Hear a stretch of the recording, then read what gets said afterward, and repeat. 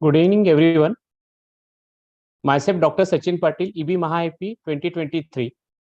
With my friend, Dr. Nikhil Pathak, welcome you all on this platform.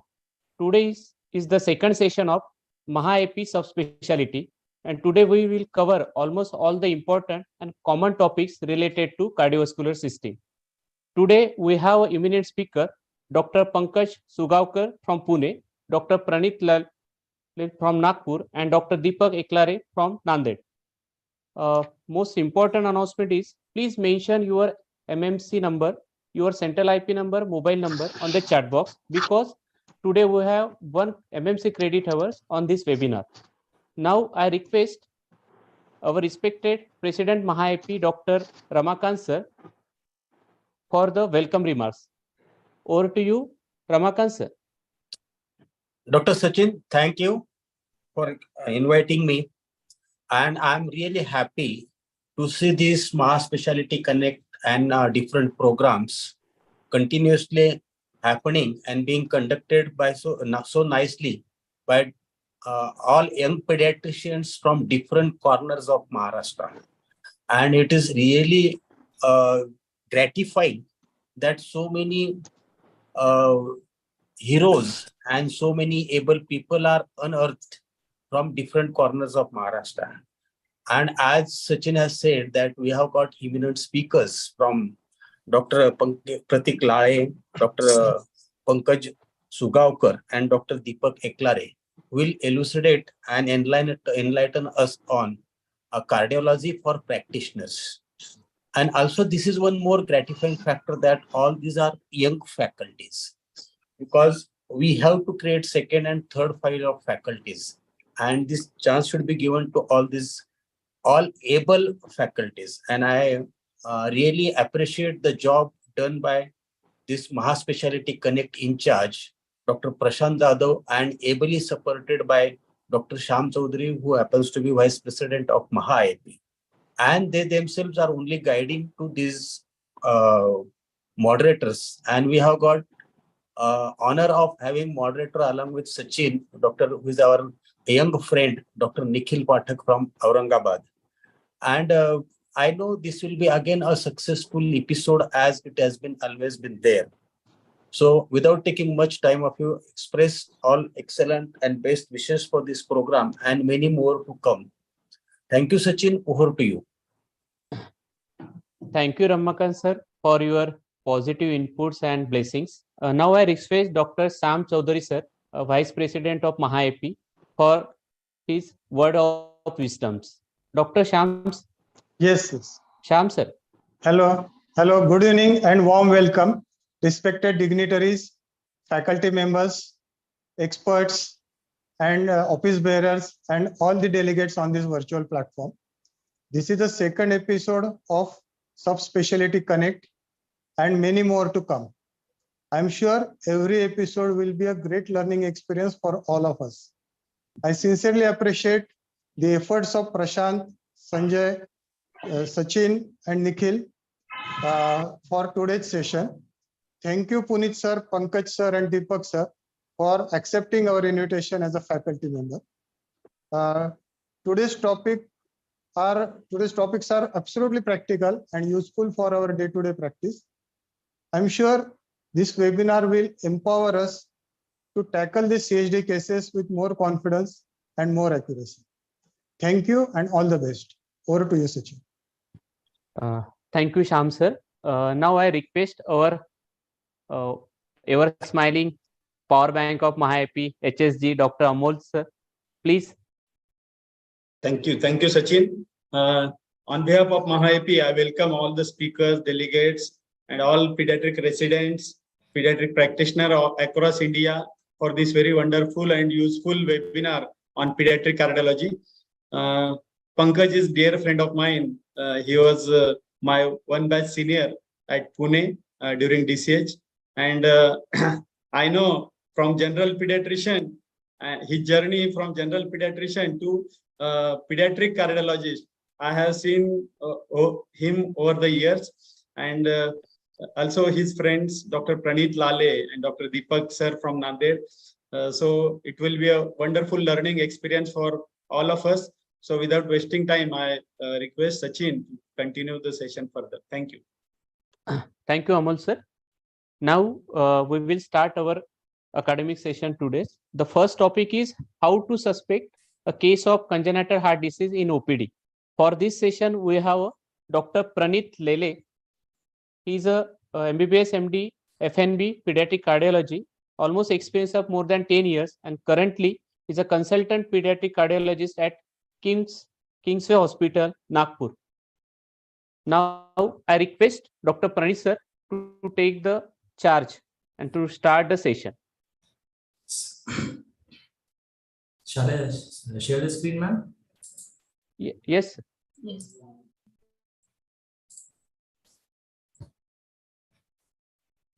Very good evening to all the seniors, my colleagues, and all my dear friends.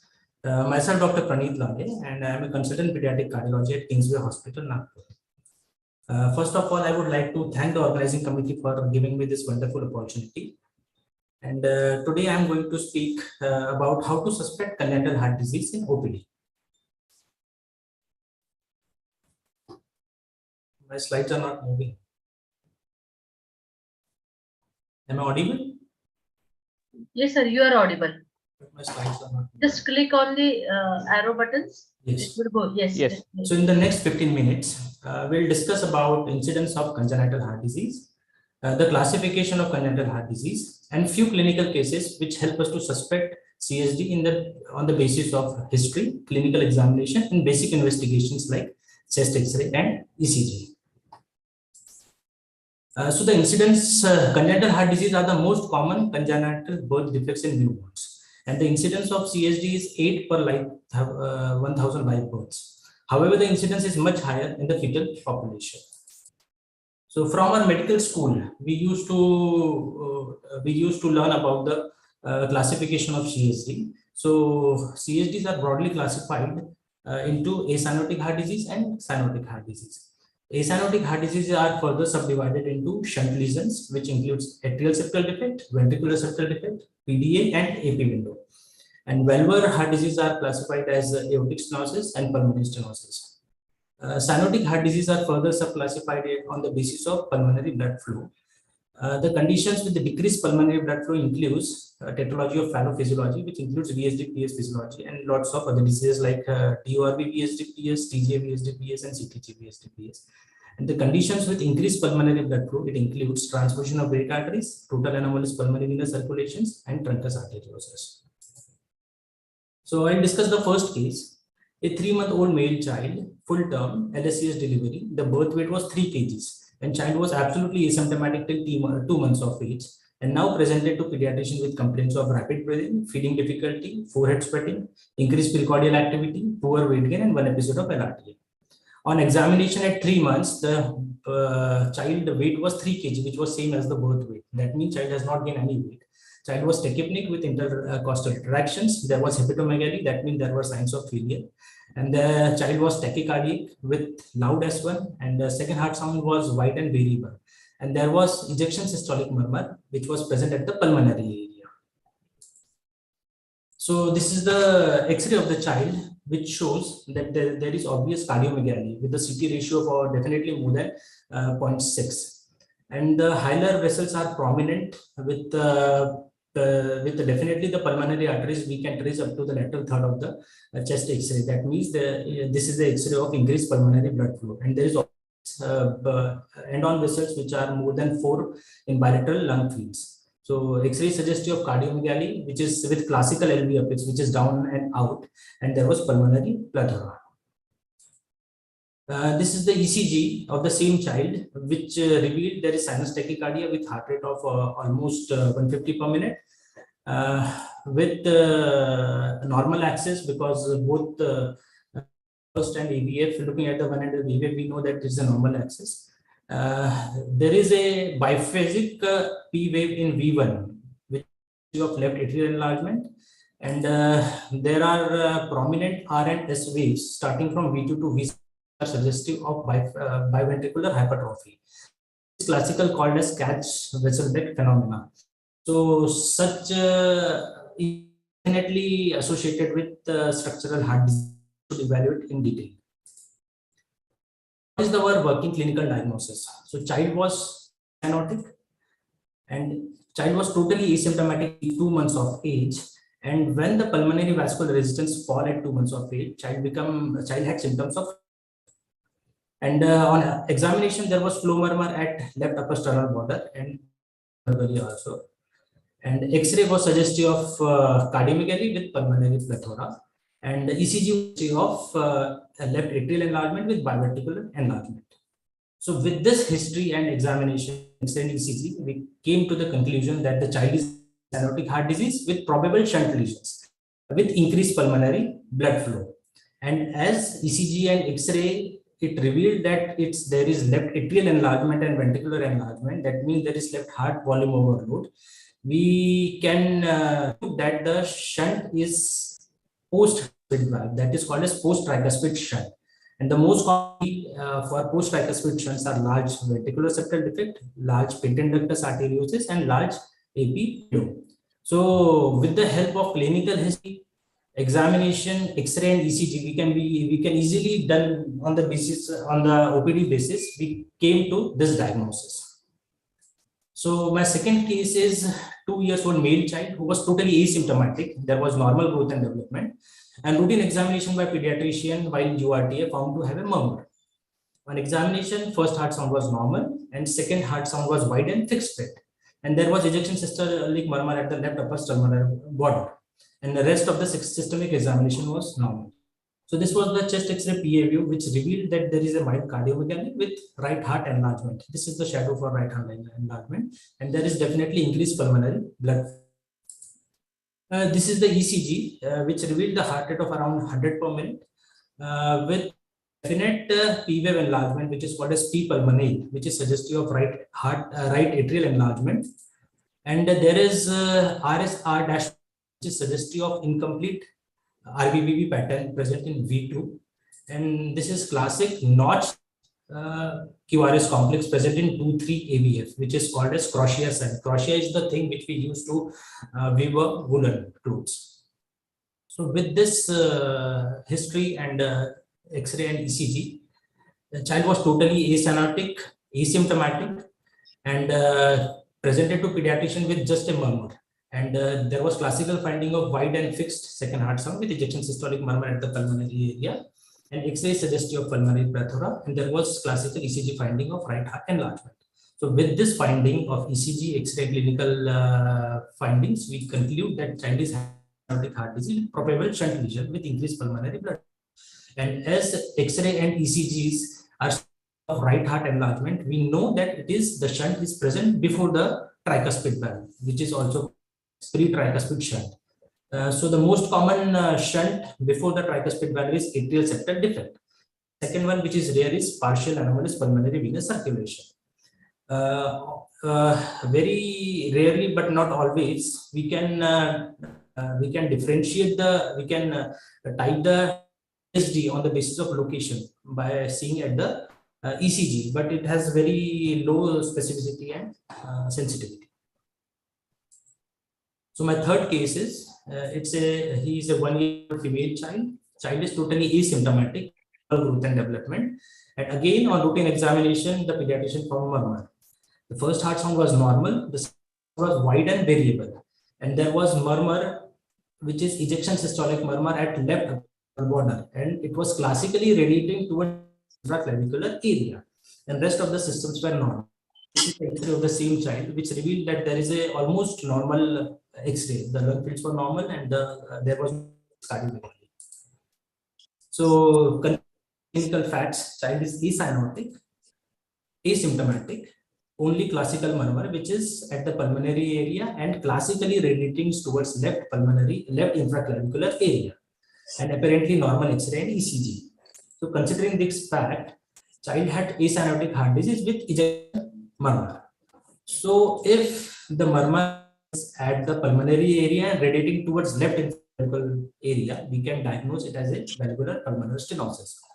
Considering if the murmur is present in the aortic area, and if it is radiating towards carotids, then we can diagnose it as a valvular aortic stenosis. So any asymptomatic child with murmur of ejection systolic variety. If it is radiating towards infraclavicular area, it is pulmonary, and if it is radiating towards carotid, it is aortic stenosis. So on the basis of murmur, we can definitely assess the severity, but echo is required to define the severity of the stenosis. But even with severe stenosis, the child are mostly asymptomatic, because they are symptomatic only when the heart fails. So if the child is totally asymptomatic, that doesn't mean that child doesn't require any intervention. So my fourth case is, she is a 5 months old female child, normal growth and development. Parents noticed bluish discoloration of lips and nails while crying since 1 month, and but there was no history of spells. There were no history of feeding difficulty, rapid breathing, and LRTN. On examination, saturation % at room air. First heart sound, but second heart sound was single, and there was ejection systolic murmur at the pulmonary area, and the rest of were normal. The only difference between the previous case and this case is that in this, the second heart sound was single, and in the second heart sound was wide and variable. So definitely in OPD, if you want to diagnose some case, so we have to be very about our auscultatory findings. And this X-ray of this child, which shows that there is no cardiomegaly, but the apex is out and upwards, which is called as, and the lungs fields are totally black, which are suggestive of pulmonary oligomelia, and the heart shadow is boot-shaped. So we know from our medical school that boot-shaped has a classical of top physiology. This is the X-ray of the same child, which shows the heart rate is around 100 per minute. There is a right axis deviation, and there is a prominent P waves in V1, which is suggestive of right atrial enlargement, and there are prominent QRS, the prominent R wave in V1. Normally we don't have that. So prominent R in V1 is suggestive of right ventricular hypertrophy. So child has right axis deviation, right atrial enlargement, there is right ventricular hypertrophy. So what is the working clinical diagnosis in this patient? This child was cyanotic with saturation %, with no symptoms of and signs of pulmonary blood flow, and there was second heart sound, which was very important to know, ejection systolic murmur at the pulmonary area, and X-ray suggestive of boot-shaped with pulmonary oligomelia. So we had this is a cyanotic heart disease and with decreased pulmonary blood flow. So this is classical of top physiology. It's very difficult to differentiate the various DDs of top physiology on the basis only of clinical history and extent ECG.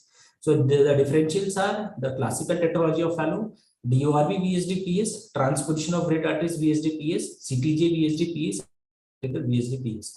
Here we know that, here we see that all are having VSD and PS. So clinically they behave same. They will present with cyanosis, cyanotic spells, and there is a dyspnea on exertion. So yes, we can differentiate, but it's very difficult to differentiate on the basis of X-ray and ECG alone. So echo is must in such patients.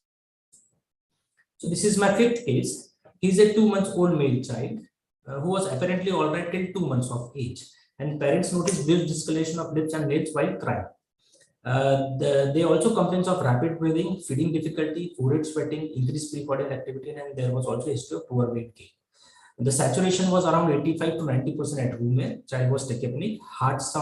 First heart sound was normal. Second heart sound was also single, and there was ejection systolic murmur at the left upper sternal border, and there was also hepatomegaly. So this child has cyanosis also with signs and symptoms of increased pulmonary blood flow also. This was the X-ray of the same child, which revealed there is obvious cardiomegaly of LV apex, and the pulmonary there are prominent pulmonary artery shadows at the hilum, and also the pulmonary artery we can trace till lateral third of the X-ray, so which is suggestive of increased pulmonary blood flow. But there is a classical finding in this X-ray that we are not able to see the pulmonary artery in this X-ray. So what is the working clinical diagnosis in this patient? So this child was cyanotic with saturation of 85. There are symptoms of signs of increased pulmonary blood flow. There was single second heart sound with ejection murmur, and there was cardiomegaly with pulmonary plethora. So according to our classification, so this comes under cyanotic heart disease with increased pulmonary blood flow. And as the X-ray was classical, as we were not able to see the pulmonary artery, so that means the pulmonary artery is not originating from the same site. So the diagnosis in this patient is truncus arteriosus. The other conditions which present as cyanotic heart disease with increased pulmonary blood flows are TG-VSD, PAH, CTG-VSD, PAH, and total anomalous pulmonary venous circulation. I'm not discussing TAPVC because we hardly see TAPVCs on OPD, generally an emergency case. So my sixth case is, this is a full-term appropriate for gestational age male child delivered by LSCS, and baby cried immediately after birth. The birth weight was 3 kgs and baby was totally asymptomatic and shifted to mother side and discharged on day 3 of it. On day 4, parents brought the child in ER with blues discoloration and refusal to feed. And saturation was 60% in right upper limb, and there was minimal distress but soft ejection systolic murmur. And on oximetry test, there was no response to oxygen. So because of that, they intubated and there was mild increase in the saturation. So this is the X-ray of the same child, which shows there is a pulmonary allogemia and there is no obvious cardiomegaly, but there is RV apex, which is out and upward. So what is the working clinical diagnosis of this patient? So this was a stable child on discharge. Blues discoloration notice after 48 hours. There was minimal tachypnea and there was no response to oxygen. So definitely this is a duct dependent circulation. So in duct dependent lesions, babies are usually asymptomatic till 48 to 72 hours of life. And when duct closes, this lesion presents as cyanosis, rapid breathing, poor feeding, and lethargic. So duct dependent is generally classified into duct dependent pulmonary circulation and systemic circulation. In pulmonary circulation, the DDs are pulmonary atresia with intact ventricular septum. Any condition with pulmonary atresia will present like this. And duct dependent systemic circulations includes critical aortic stenosis, critical coaptation, and hypoplastic left heart syndrome. So here comes the importance of pulse oximetry, which it's because of a busy OPD, we are not able to do pulse oximetry of every child. But yes, we can train our staff to do pulse oximetry of both upper limb and lower limb whenever required. Cardiac anomalies are known to cluster in families because the risk of having child with cardiac anomaly is as follows. If the previous child was born with congenital heart disease, the probability of subsequent child having heart disease is 2 to 6%. And if his mother is having heart disease, the risk is as high as 3 to 7%. And if his father is having heart disease, the risk is 2 to 3%. So any baby with strong family history, we should evaluate all the siblings for the congenital heart disease. Congenital heart disease can be even suspected at can be diagnosed by doing fetal echocardiography. In India, the ideal time is 18 to 20 weeks of gestation. Because MTP is allowed, initially it used to allow till 20 weeks of gestation, but now in September 2022, the age limit has increased to 24 weeks of gestation. So all the effort should be made to diagnose the major cardiac defects should be done so that we can manage the child better. So this was my slide. Thank you very much.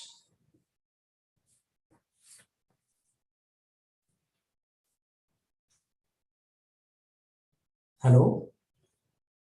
The time given to me was 15 minutes, so I tried to complete as fast as possible because it's Nikhil, not possible to are you there? all the cases in 15 minutes. Nikhil, are you there? Yes, I'm there. So thank you, Praneeth, for a very good lecture. The next lecture will be by Dr. Pankaj Sugavkar, a very close friend of mine. We used to study together during our KM days. He is successfully practicing at Pune. He is the head of cardiology department at Ruby Hospital, Sahyadri Hospital, and even Aditya Birla Hospital.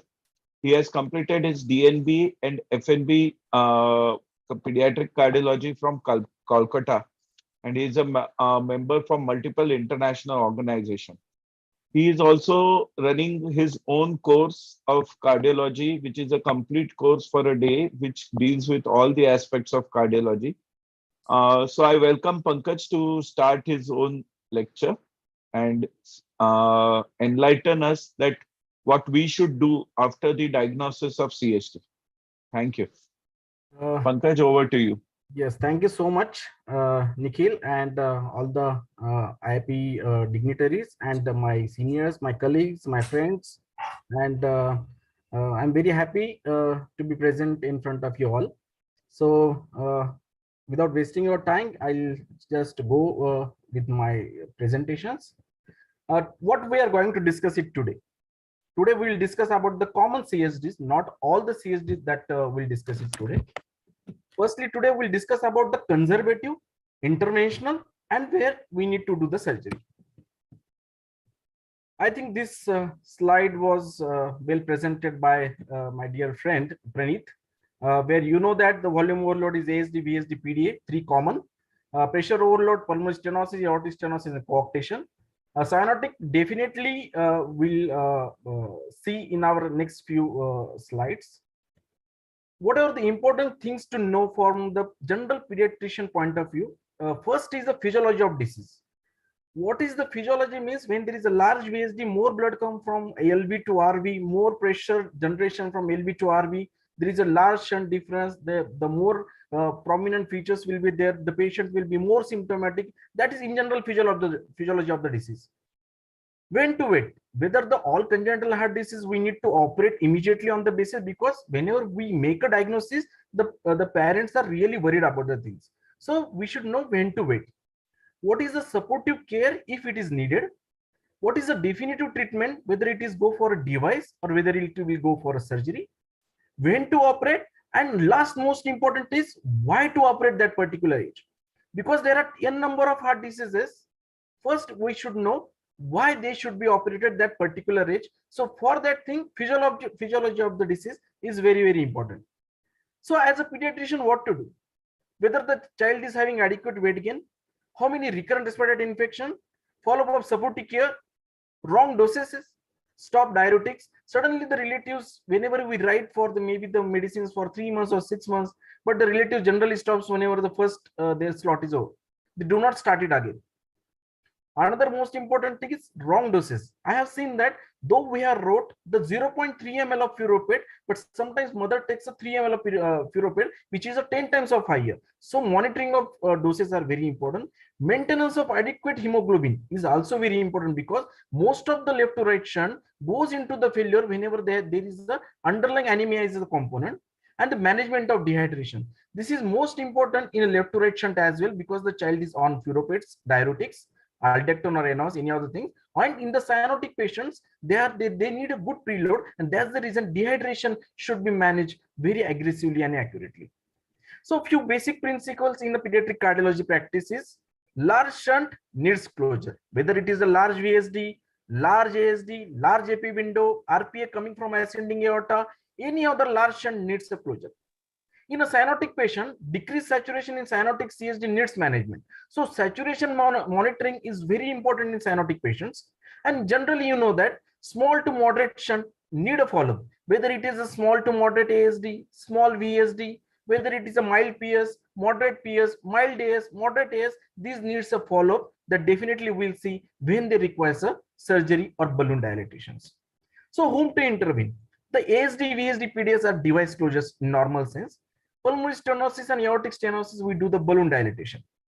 So firstly, in this slide, there are three types of atrial septal defect. There is a sinus venosus, secondum is a secondum, and third one is inferior caval ASDs. So out of three ASDs, which is more deviceable is a secondum ASD. This is a normal picture of atrial septal defect. We generally, if you have seen our echo report, we generally measure the size of the ASD as 12 into 14 millimeter. 12 is the narrowest diameter, 14 is the widest diameter. So this is, you can see the ASD is a bicaval in shape. So we decide our size of the ASD device according to this size. There is always a questions to me. Someone from the different part of the Maharashtra sends an echo report on WhatsApp and say, Dr. Pankaj, this patient has a small ASD. Is there any chances of device closure or anything? The child is hardly 1 month old.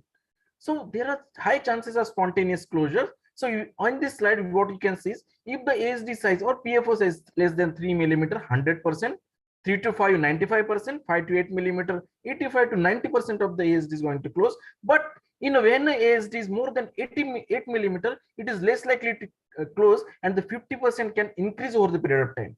Yes, you hear completely rightly, because not all ASDs are, not all VSDs are decreased over the period of time. Some of the ASDs are increased over the period of time. Whenever we see a adult patient having the 30 millimeter of ASD, it is not that the ASD was 30 millimeter at that point of time. The ASD was now to become a 30 millimeter over the period of time. So can all types of ASDs are deviceable? No. Only the ostium secundum ASDs are deviceable. Rest all ASDs requires a surgical closure. In ostium secundum also, if it is a so many big size of the ASD, ostium secundum ASD, we generally refer such patient for surgery. So how is the device closure when the weight is more than 10 kilos? Central defect with both rims, not for ostium primum ASDs and not for sinus venosus ASDs. I think someone's mic is on. Okay, in this view, what you can see here is, this is a echo picture. You can see this is LA, this is RA, this is a red color blood. You know that the red is colored, the red is blood carrying towards the probe, and the blue is blood going away from the probe. That is called as a BART. Blue away, red towards. I think Dr. Deepak will enlighten us more on this thing. So how we close any atrial septal defect? Firstly, we cross the ASD with a small catheter. Then over that thing, we take a delivery system. Second one is, so this is actually atrial septal defect. So these are the two rims, on the LA rim and the RA rim. Firstly, we cross with the atrial septal defect with the cable. Over that thing, we put a delivery system, and in the delivery system, we load the device. Okay. So this is actual loading and unloading process. We are seeing this loading and unloading for this ASD only. Rest of the devices we are not going to see it. So see this, how the device is attached to the cable. We normally load this device inside the water because we don't want any air inside the device, because we want it to deploy in the heart. And that's the reason, if we have some air inside the system, it can cause air embolism, it can cause a cardiac arrest as well. So avoiding the air embolism is very, very important. So this is a left side picture which shows this is a transesophageal echo probe, and where we are checking that whether the device is attached to the cable or not cable. Okay, this is called as a Weigels maneuver. We check after the deploying the device, and once we anti-clockwise the cable, the device is in place.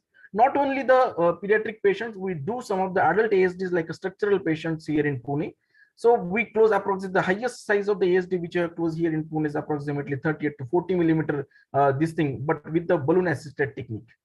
This is quite a long video. This is the actual atrial septal device look like on the echocardiography. And this is the actual cardiac chest X-ray picture where the two dots are seen after the device closure. And this is a patch closure by the surgeon. So sinus venosus ASD, ostium primum ASD, significantly large ostium secundum ASDs, non-deviceable ASD. When the ASD do not have rims, it has to be referred for surgery. There is, whenever ASD is a very safe procedure, whenever our device makes it complicated, we generally do not do that. Whenever it is safe for the patient, we refer for the surgery. So we'll come to the second commonest our heart disease, that is ventricular septal defect. You know that the perimembranous muscular and doubly committed. Doubly committed means when the VSD is very close to both the walls, that is called as doubly committed.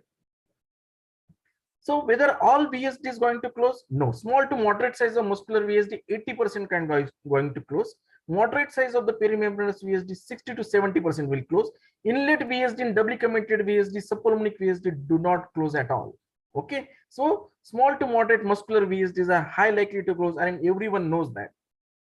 So what is the ideal age and why that is the ideal age? The large VSD with uncontrolled CCF, like you have seen some of the babies, they, whenever the diagnosis of VSD, most likely in the ICU only, they came to know in the ICU with the respiratory distress, then the diagnosis of large VSD is there. We try to manage with the inotropes, we try to manage with the diuretic infusions, and still the baby is not doing well, refer them for surgery. When there is a large VSD, severe PH, 3 to 6 months, moderate size of the VSD, approximately 1 to 2 years of age. And do you know that the small VSDs also require a closure? And this is because of 3 reasons. One reason is because of aortic regurgitation. Because in a perimembranous VSD, the boundaries of perimembranous VSD, that the RCC cusp is very close to perimembranous VSD, so that will cause AR. Chances of infective endocarditis, though it is very, very rare. Last 10 years of my practice, I have seen only single case of VSD with infective endocarditis. We have treated it, and after that, we have closed that small VSD with a device closure.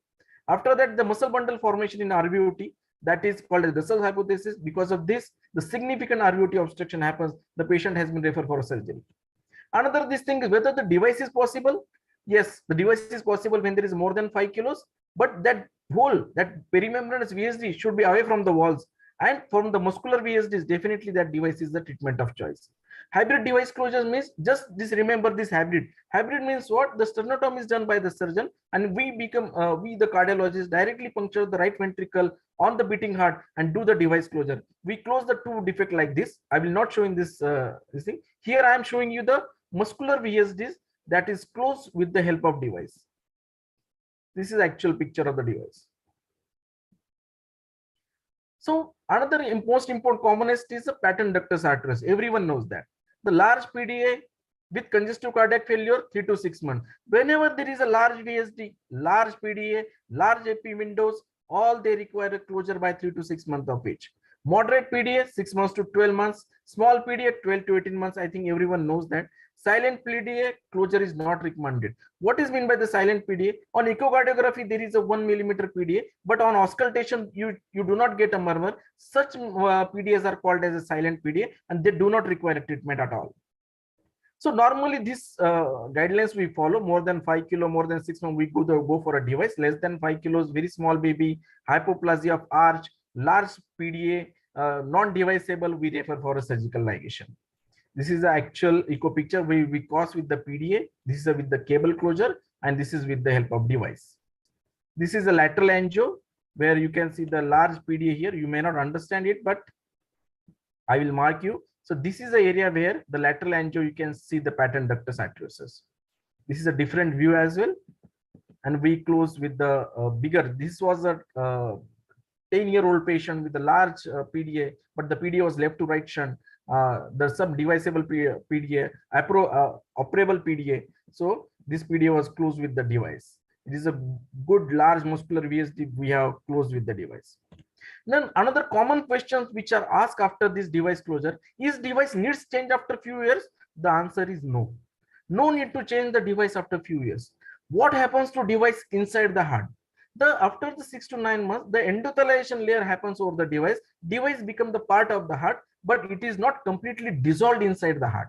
There are some bioabsorbable devices are in the picture now. Maybe next 2 to 3 years we have bioabsorbable devices when the device is completely absorbed inside the body. Any restrictions in activity? Yes, for first 3 months we advise a restriction of in activity. After that we do not advise it generally. And whenever the patient is on aspirin, like ASD and VSD, we keep the patient on aspirin for 6 months. So we avoid them, ask them to avoid a contact sport like a football, boxing, and karate, all these things, where the patient is on the aspirin after the device closure. Is it a safe procedure? Yes. In last 10 years also in our practice, hardly any patient has any mortality. We had done more than 2,500 device closures here in Pune. Not a single mortality is there. So devices and the interventional method are one of the safest procedure now available. So we generally prefer the antiplatelets for ASD and VSD for 6 months. We generally do their ECGs approximately 1 month, 1 year, and 3 to 5 years, and then a yearly after. And infective endocarditis prophylaxis. That is most important because after few months the child is or the baby is followed with you. So IV prophylaxis for initially first 6 months after the device or balloon dilatation. After that, no IV prophylaxis is required. In a surgical patient also, IV prophylaxis for first 6 months. After that, no IV prophylaxis, provided there should not be any residual shunt. There should not be any residual VSD or any other things. So IV prophylaxis for first 6 months after the device or surgical life. Another this most important is medical management with large shunt with CCF. We know that we do not have more drugs. I think thanks to it that there are so many drugs inside the pediatric cardiology. We have very few drugs. That is a furoate we sometimes give orally. Infusion we prefer when the patient is admitted inside the hospital. So whenever any large VSD, large PDA patient admitted in your hospital, if you not responded to your furoate oral or injectable, please try infusion. Definitely it will improve or over the period of time. So aldactone, enalapril, carvedilol, we do carvedilol in the second week after the dilated cardiomyopathy. Dioxin, there is some confusion or there is some we do not prefer right now. But still, whenever the large VSD having the parasympathetic tachycardia, whenever the large VSD having the significant tachycardia, we still give digoxin. And do not give pulmonary vasodilators like a sildenafil prior to closure of such a large shunt, because it will increase the left to right shunt. So pulmonary vasodilators like sildenafil we should not give prior to device closure or surgical closure. So another most important is pulmonary stenosis. So any stenosis, normally in a echo report, you see the mild pulmonary stenosis gradient of 25, 30, 40, 60, all these things. So any pulmonary stenosis or aortic stenosis or coarctation of aorta, mild is up to 40, moderate is 40 to 60 gradient, severe is more than 60. What is that 60 means? That if in a pulmonary stenosis, 60 millimeters of gradient means my RV pressure is 60 millimeters of mercury higher than my PA pressures. That is called as a severe pulmonary stenosis. So whenever my patient has a severe pulmonary stenosis, whenever my patient has a severe aortic stenosis with a gradient of more than 60, when my patient has a coarctation with the gradient of more than 60, I should go for the balloon dilatation of this thing. Another most important, even in some of the cases, even if the gradient is slow but associated with RV dysfunction or LV dysfunction, it means stenosis is quite severe. In such a cases also, we should go for a balloon dilatation. So mild to moderate PS, AS, coarctation do not require any treatment. Okay, whenever you see the echo report seeing the moderate PS, just reassure the parents that there is no need to do anything for the baby now. We'll just keep a follow-up of 6 months or 1 year, whatever been advised to you. Okay. So this is our small baby. So this is our small baby where we do the balloon pulmonary valvuloplasty. This is a 2 months old kid with a severe pulmonary stenosis, and here we did the balloon dilatation of this pulmonary stenosis. So it is very safe procedure. Is after the pulmonary stenosis, BPV or balloon aortic valvuloplasty or balloon coarctoplasty, is the gradient goes completely? No, the gradient comes down by 50 to 70%, but still some gradient will be there, still some murmur will be there. Okay, so we need to understand that like a ASD or VSD, there should not be complete closure like a PDA, but in a stenotic variety, there is some residual gradient will be there, the murmur will be there for some period of time.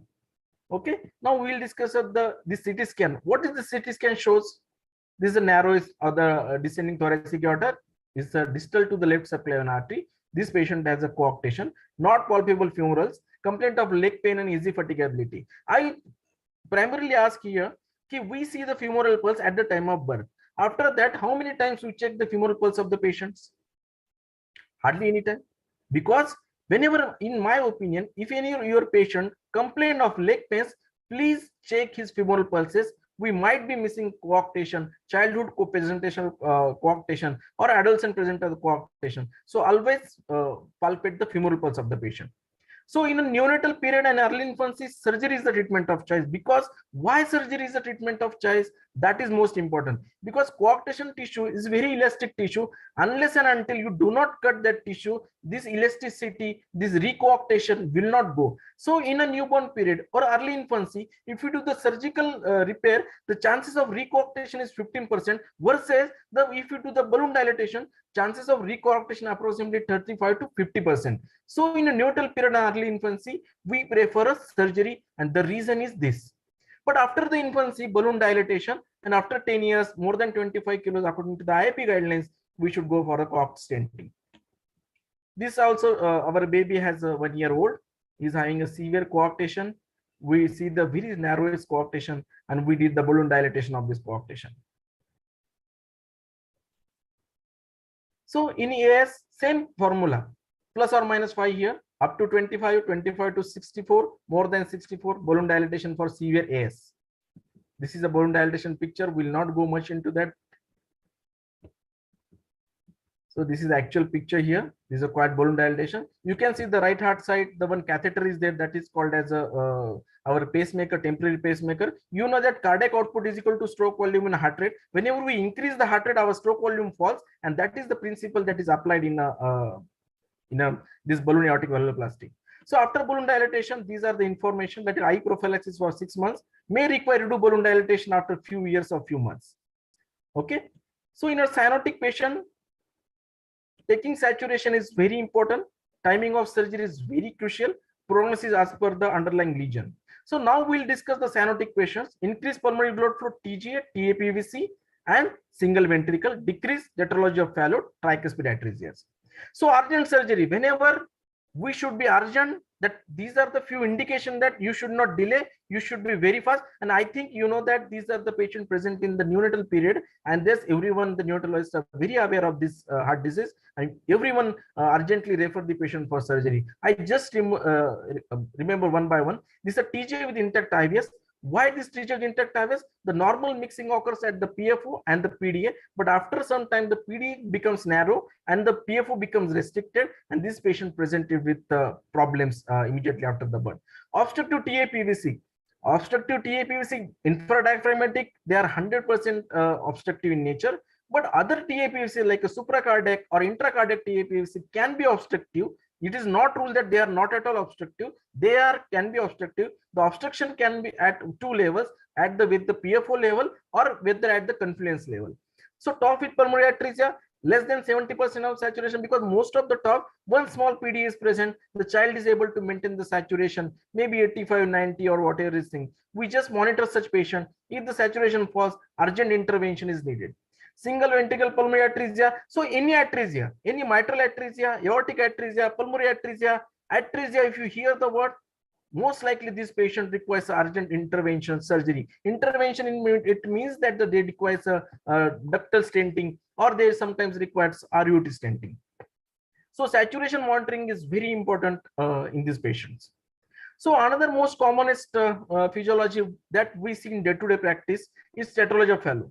The baby born with the with the murmur, sent for echocardiography, found to have large malar in BSD, moderate pulmonary stenosis, maintaining saturation of 90%. Whether that baby require anything? No. The baby is maintaining 90% saturation, completely asymptomatic. Just observe that child. If that child becomes 6 months and saturation slowly drops down, okay, in such a cases we see whether it is saturation drop below the 70%, we should go for a BT shot or RVT stenting or ductal stenting, whatever the best available.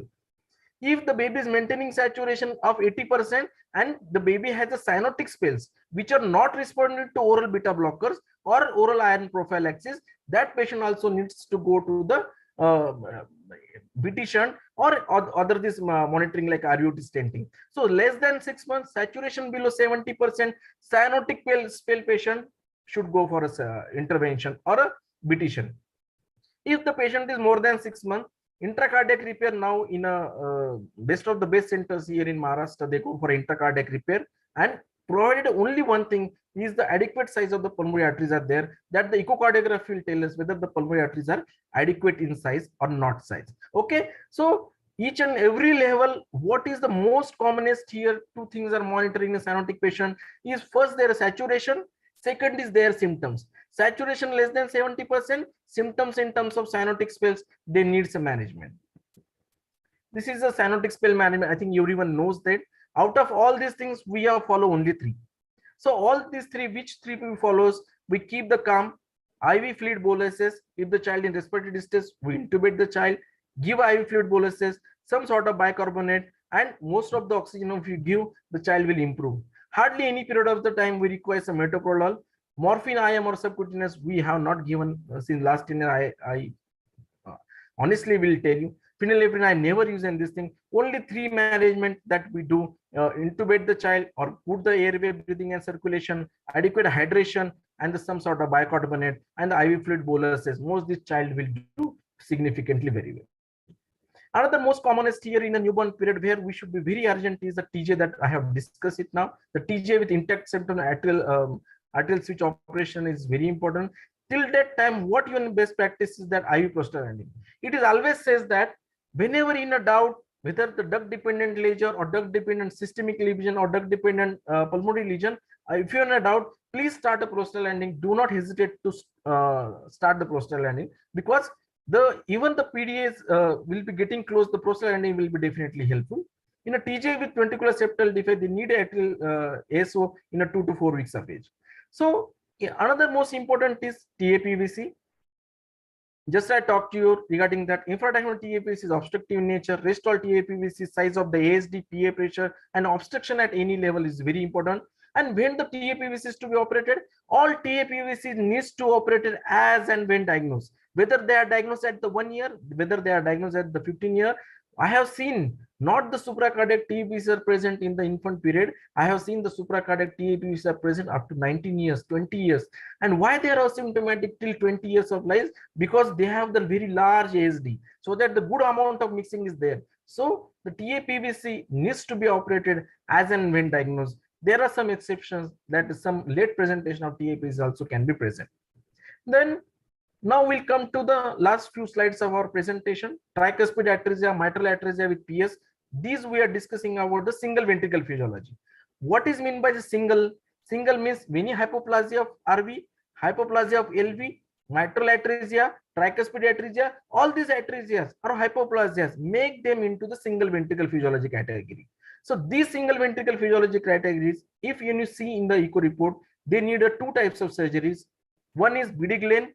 This is after 6 months or 3 to 6 months, and Fontan operation after 4 to 5. Why do they do BD Glenn? It is because the inside the heart we can't do anything. We cannot change everything inside the heart. We are not God. We cannot create a new heart. What we can do, these are the palliative operations. These are the BD Glens, means we attach the superior vena cava, it is coming to the RA, giving the deoxygenated blood to the heart. We cut from there, we attach to the PA, so that the blood will go to the pulmonary circulation and the pure blood will come to the left atrium. So that's how the mixing will be improved. That's how the saturation will be improved after the BD Glen operation.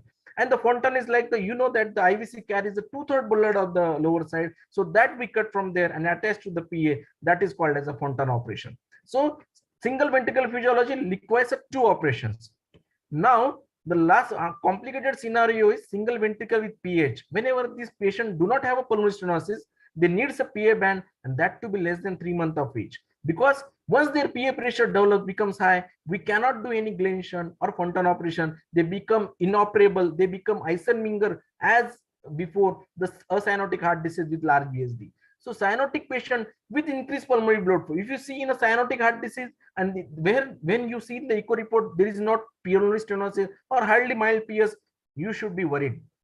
This patient should have a severe PS. If the patient should have on echo report have a mild PS or moderate PS, it means that the more blood will going to the pulmonary circulation, the PA pressures are getting high, and that's the reason they require a PA banding, where the surgeon tie a band over the main pulmonary artery and he decreases the blood flow going to the pulmonary circulation. Okay, so what is the pediatrician's role in post-operative care? Any fever needs to be cautious in a post-operative period, because the initial 6 months are very important. Chances of infections are very high. High prophylaxis should be there. The chances of vegetations, infected endocarditis will be high. So fever needs to be cautious. Adequate diagnosis of cause of the fever is very, very important. Immunization after 3 months. In most of the congenital heart disease, whenever the open heart surgery is there, after the cardiopulmonary bypass, we do not advise the vaccination for initial 3 months. That to be initially we give with the killed vaccine, and after a few months we give with the live vaccines. Wound examination and murmur still can be present. So whenever we feel that the murmur is still there, okay, the murmur cannot go. In spite of the best surgeon operate the intracardiac repair in a tetralogy of fallot, the murmur will still be there, because from RVUT some obstruction may be there, very mild flow acceleration will be there. So murmur still can be present in spite of best operation. Okay, and the last part here is DCM and the Alcapa. So echo, what are the things that we need to see on the echocardiography? Coarctation, AS, PS, and arrhythmias. Alcapa, correctable cause of DCM. Supportive care in the dilated cardiomyopathy is very, very important. And the choice of inotropes in our cases are adrenaline and the milrinone. Initially, what in such a cases, what we do, how we manage in the dilated cardiomyopathy patient, apart from the supportive care like a furopid infusion, aldactone, enalapril, some sort of basic support like a carnitine, vitamin D levels, calcium, magnesium, thiamine, all these things. Apart from this, for the inotropes, we start with the adrenaline plus. We increase the BP or normalize the BP first for 48 hours. And once the BP normalizes, we taper off adrenaline and we introduce the milrinone at that period of time. So before labeling that patient to the DCM, rest of the causes which are in front of your slide should be ruled out, like a severe coarctation, severe AS, severe PS, right, restrictive cardiomyopathy type of the picture. Alcapa, very correctable cause of the DCM. Once you do the repair of Alcapa, the baby will be completely normal. Okay. These are the guidelines that we normally follows in our day-to-day practice. These are the Indian guidelines for indication and timing of intervention for common congenital heart disease, and updated consensus statement on the working group of management congenital heart disease. These guidelines are in 2020. These are the guidelines which shows when the congenital heart disease to be operated. And in my lecture, this presentation, I told you why it has to be operated in that particular period. Okay.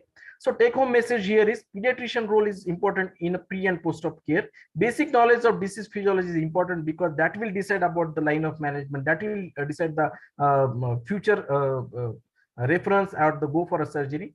Timely management is a key to success because after few years, after 2 years, large VSD becomes inoperable. Large AP window can become inoperable. So that time period is very, very important. So that's the reason diagnosis is very important. And for that diagnosis, suspicion of mind is very, very important. And that will come with the our knowledge only. Okay.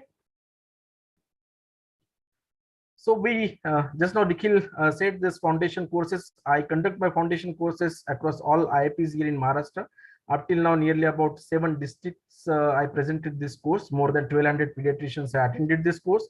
Hope in the future this thing will definitely present this foundation course in pediatric cardiology, which deals with the symptomatology, hypertension, how to use a stethoscope, newborn PPHN, X-ray panel discussion, ECG, intervention, and the Kawasaki positive COVID antibodies, functional echo, how to read echo reports, management of chest pain and DCM myocarditis. So one shot in a 1 day we cover our best.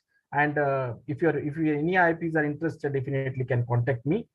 So thank you so much for your attendance. Any question that is there, please, I'm ready to answer it. I'm happy to answer it.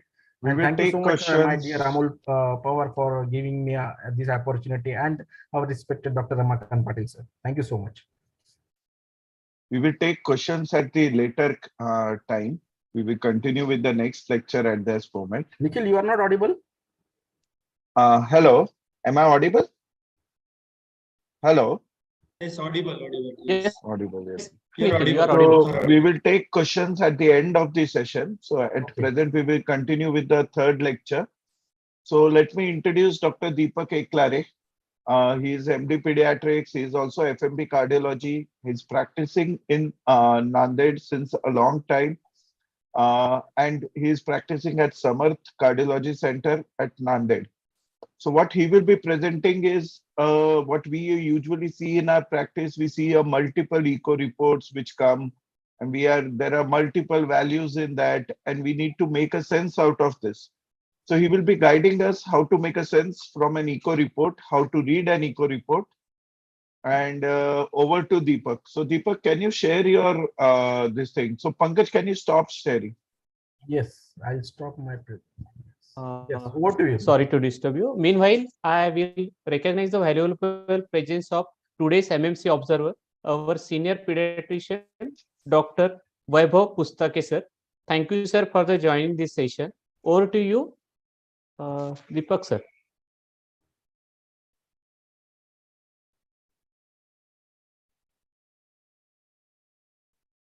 Deepak, sir, you can go ahead. Deepak, unmute your voice.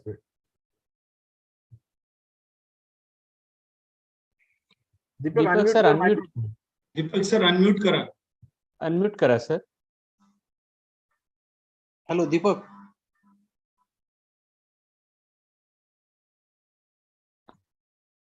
Deepak sir, unmute kara तुम्ही स्वतःला.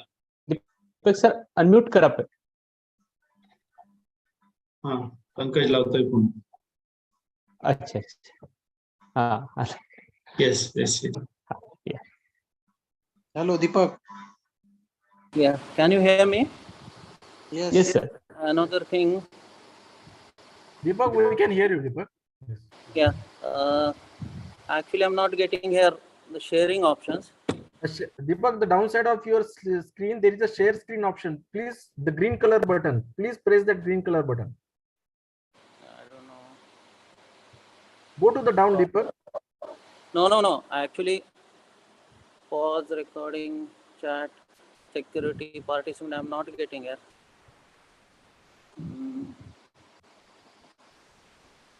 Share screen. Share screen, Deepak. Share screen option is not here. Actually, Then can you share your PPT to Pankaj so that Yes. he can share from his end? How can I share from my end? You can share, Pankaj. On your right side, Or Deepak, co-host. share button. No, is sir. It's not here. Actually, I just see Deepak, this. what Deepak, have you joined this from the Gmail? You have joined this? No, from MacBook I have joined. Join From from that Zoom. directly I have joined. But he's a co-host. He should be able to join. Even share. Deepak, can you rejoin and Deepak? There is a No, I downside. cannot see the option on the downside regarding that sharing screen option. Okay. I'm unable to get the Can you option. join? Can you join from mobile? Because MacBook has some problem, I think. Last time also. In Sir, another Deepak sir, session, can you somebody- send the PPT to the Pankaj sir and he will join from his lab? That should be okay. Yes. Pankaj, I will mail you that one. Okay. Meanwhile, Please mail immediately. yeah. Yes. Meanwhile, I request Dr. Vaibhav Pustake sir, who is today's MMC observer. Sir, are you? Vaibhav sir. Yes. Yes, sir. Please have few words for today's CME. तर वैभव सरांचा audio login नाहीये. Audio login नाही आहे. हा म्हणजे his video is on but audio is not there. Okay. Till Amol that time, sir. can you take the questions, please? Till the Deepak will Yes. do the things. Amol sir, can you call Vaibhav sir till that time? Yes, I will call. Will call. Yeah. Chat box. I think. एक message टाकून दे ना chat box मध्ये question. हो.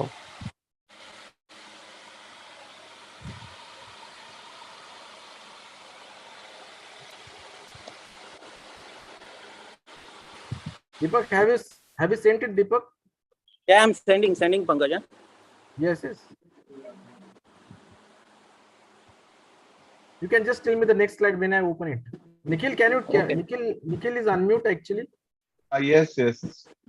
Nikhil, So- can you take the questions till the time without wasting your time? Yes. So let us see if there are any questions which are present. So we still don't have any questions in the chat box. So the mail ID is काय रे? Mail ID.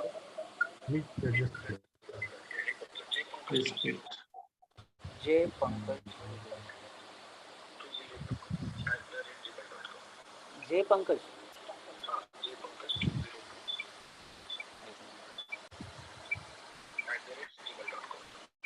J Pankaj 202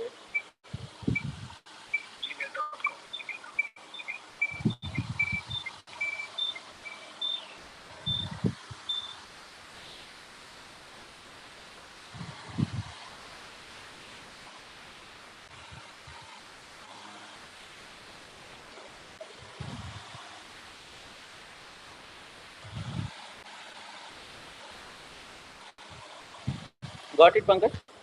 Got it, Questions Pankaj? काहीच नाहीये. Hello. Got it, Pankaj?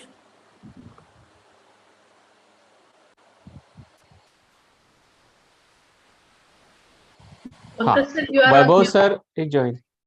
Vaibhav Pankaj sir, sir, you are on mute. Vaibhav sir. Sir is there, but audio is His audio is not there, sir. not there. Yeah. Sir, we cannot me hear. Call केलेला आहे त्यांना. आले sir आले. आले Sir, video पण चालू. Audio नाही येते सर. ऑडिओ नाही येते. Yes. सर पुस्तके सर धीरा मॅडमांच्या मोबाईलवर बोलतात का? तुमच्या त्यांचा हँडसेट घ्या, तिथून तुम्ही बोलू शकता मॅडमांच्या मोबाईलवर. ठीक आहे. Sachin will continue the lecture. Yes, no issue.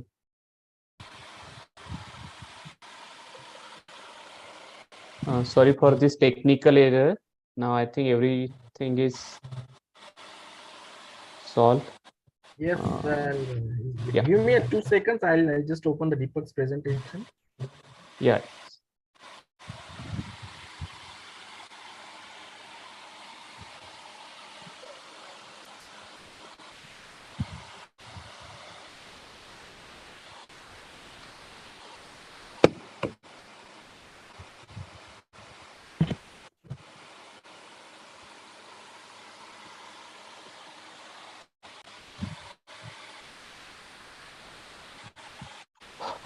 Sir, it's your Gmail screen. Screen is visible. Pankaj sir, Yes, yes. you have to minimize it. Then only you will be able to see your PPT. Just minimize it, sir.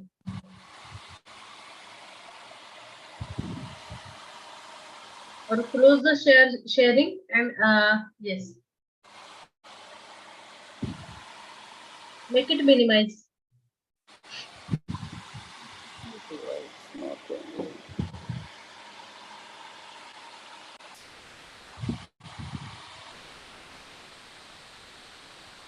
Can you share same PPT on my WhatsApp number, sir?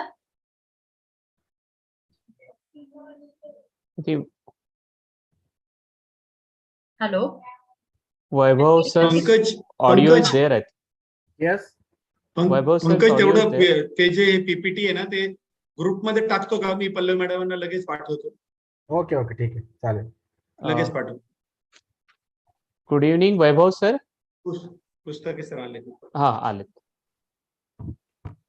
Sir unmute करा ना sir. वैभव sir unmute करा.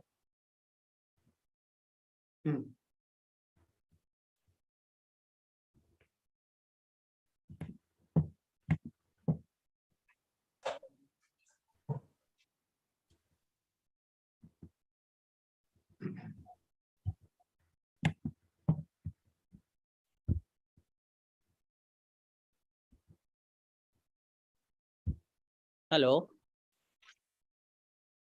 हा दीपक sir बोला. येते तुमचं PPT आलं का? लगेच पाठवतो मी पल्लवी मॅडमांना. ते तिकडून त्यांच्या बाजूने शेअर करतील. वैभव परत ऑडिओ गेला वाटतं वैभव सरांचं. हॅलो. हा येस सर. हा वैभव सर आले. Audible. Yes. Just wait a minute. Just now I got the option. I don't know. I have put it to the upper group. Yes. अजून आलं नाही. You are co-host now. You can continue, Deepak.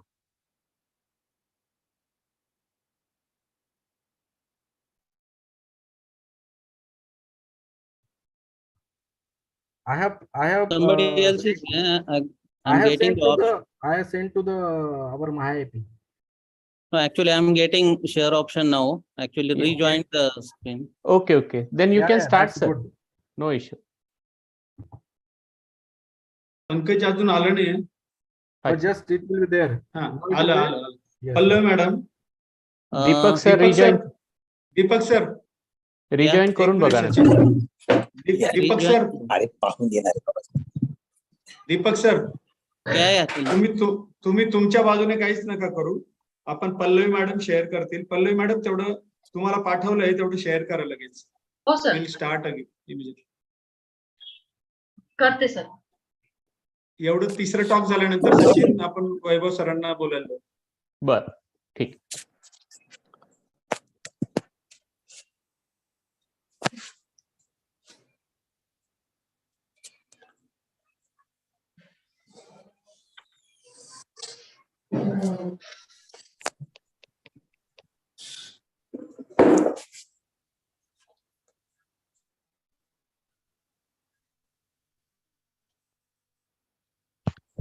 Screen दिसते sir तुम्हाला दीपक sir? Yeah, I can see. Okay sir. Yes, Deepak sir, please start. Tell me the slide number. Okay. Is that okay sir? Yeah, that's okay. Yes sir. Please. Please start, sir. Sorry everyone for the inconvenience. Actually, till now we see when to suspect, how to treat, but the in between role of pediatrician comes, which is very important. When we get the echo report, we'll see VSD, we'll see ASD and LUID. But the thing is, you are the most important person in between to treat or forward the treatment to the cardiologist. In that way, otherwise, if we see the CBC report or some other investigation, you will analyze that report, will try to correlate this report for the betterment of the patient. But unfortunately, VSD, ASD, that's all. That should not be the part of this one. It's our moral responsibility to see the associated parts of the structural heart disease, which had been reported in the echo report, and accordingly we should give justice to the patient. That's most important. Importantly, you are the primary physician. Primary physician is the one who will be sensitizing the parent regarding the disease the most, and in that way you should be very important to know the things, echo report and the treatment. The previous part is very nice explained by Pankaj and Rele sir. Second thing is financial and social issues. Many poor people, they may be knowing that the heart disease requires a lot of money and all, but there are many government scheme, and no child with CMD should be tried without financial. That should be the motto for all the pediatrician. Every CHD child has the right to get the treatment, and he should not suffer due to financial issues. And you are the one person, pediatrician is the one person who will be in between to deal all these things. The treatment, important in treatment, that doesn't mean ASD, VSD, PDA doesn't mean to start the Lasix and antifailure. There are VSDs which are very small, PDAs which are like Pankaj said, silent PDAs. This does not require an PDA. Irrationally, or one should not start antifailures unless we know the hemodynamics behind that lesion. ICU, there are very few the patients who got admitting. There are very few cardiac things. There are top physiology. Top physiology means pulmonary stenosis, less blood going to the lungs, and PAH physiology. These only two substrates are there, and we cannot inadvertently use Lasix in pulmonary stenotic patient or top physiology patient. And similarly, you cannot overburden with the fluid to the PAH patient. These two reports will always be there, PS or PAH. Either this cyanotic or acyanotic heart disease. Apart from the valvular, these two things will be there that we should know. Apart from follow-up, the patient will lose follow-up from the cardiologist for some or that reason, but he will be with your follow-up for other OPD checkup and all. See, VSD or other lesions, even small, needs follow-up. This is because sometimes VSD is very close to heart, wall, and the wall may get damaged, and this will be a hazardous scenario. If we won't deal right time, this patient has to land with wall replacement if properly not treated. Next, ma'am.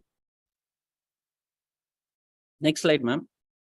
The topics we'll be covering here is sequentially how we approach to the pediatric heart, what measurements we will take in the pediatric, and how we interpret with the structures, and the most common echo reports in the OPD practice, what we get, that we try to interpret these reports. Next, please. There echo doesn't mean transfer. There are three types of echoes. There means three transthoracic, everybody knows. Transesophageal, most of the will be knowing, where we put the probe through the esophagus, goes a little closer to the heart for the better delineation. And epicardial, when the heart is open, we can directly put the probe and we can consider the details of the heart accordingly. The basic principles we know: 2D to restructure 2D images of the heart, color Doppler interrogation, various measurements we'll get. 3D reconstruction, sometimes preoperatively we need to consider for the better anatomical structure and for the comfort of the surgeon. This is 2D reconstruction. Here we use mostly 2 to 7.5 hertz. Accordingly, we'll be getting that 2D images. Next, ma'am. The color interrogation. Color interrogation will give the flow through the various wall, their gradients, And if they are leaking, we will be getting the various measurements, and we can apply for the measuring few of the hemodynamic significance of the heart. 3D reconstruction is again evolving modality, 3D, 4D. This anyway, 2D is much more sufficient by this, but we should be in touch with means what is going advanced. Yes, sequential analysis means what? We will see serially, in sequentially, so that we will not miss anything. The first things comes when we put the probe below on the subgiped region. We'll see the situs. We'll see what the position of the heart, how is the apex oriented, then the venous return, atria, septum, AV walls, ventricles, outflow tracts, and if any extra pericardial great vessels are there. Yes. First important is the situs. Situs, you all know, is very important, not only in cardiac perspective, but for other reason also. The situs solitus, we label it as when the liver is to the right and IVC to the right, and this one stomach and aorta to the left, then we will label it as a situs solitus. Similarly, the opposite will happen. Aorta will come to right, IVC come to left. This will be inversus. Liver will be going to left. When the liver is in midline and there is no clear-cut distinction whether aorta or this IVS is left or right, then we'll be labeling this as situs ambiguous. Yeah, situs assessment starts from the lung. From the X-ray, we'll be getting few of the clues regarding the situs. The lobes of the lungs we'll be knowing. Then while assessing our atrial situs, we'll see a few of the structures in the atria to label it as right atrium or label it left atrium. And the stomach, IVC, spleen, everything is important. Leocardia, apart from the situs, leocardia. Leocardia means most of the apex is pointing towards the left. 2/3 of the heart will be towards the left side of the thorax, and it is if the apex is pointing towards the left, we will make it as leocardia. The opposite is true in case of the dextrocardia. This you can see here. What we are seeing here is a posterior, left ventricle, which is posterior. Right ventricle will be anterior. We can see the arrangement of this. Pointing doesn't have mean. Anyway, how the aorta is towards the right and posterior, and how the pulmonary artery is anterior and towards the left. Ma'am, next.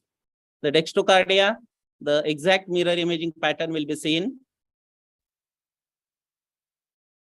Yes, various combinations will be seen, either with situs solitus.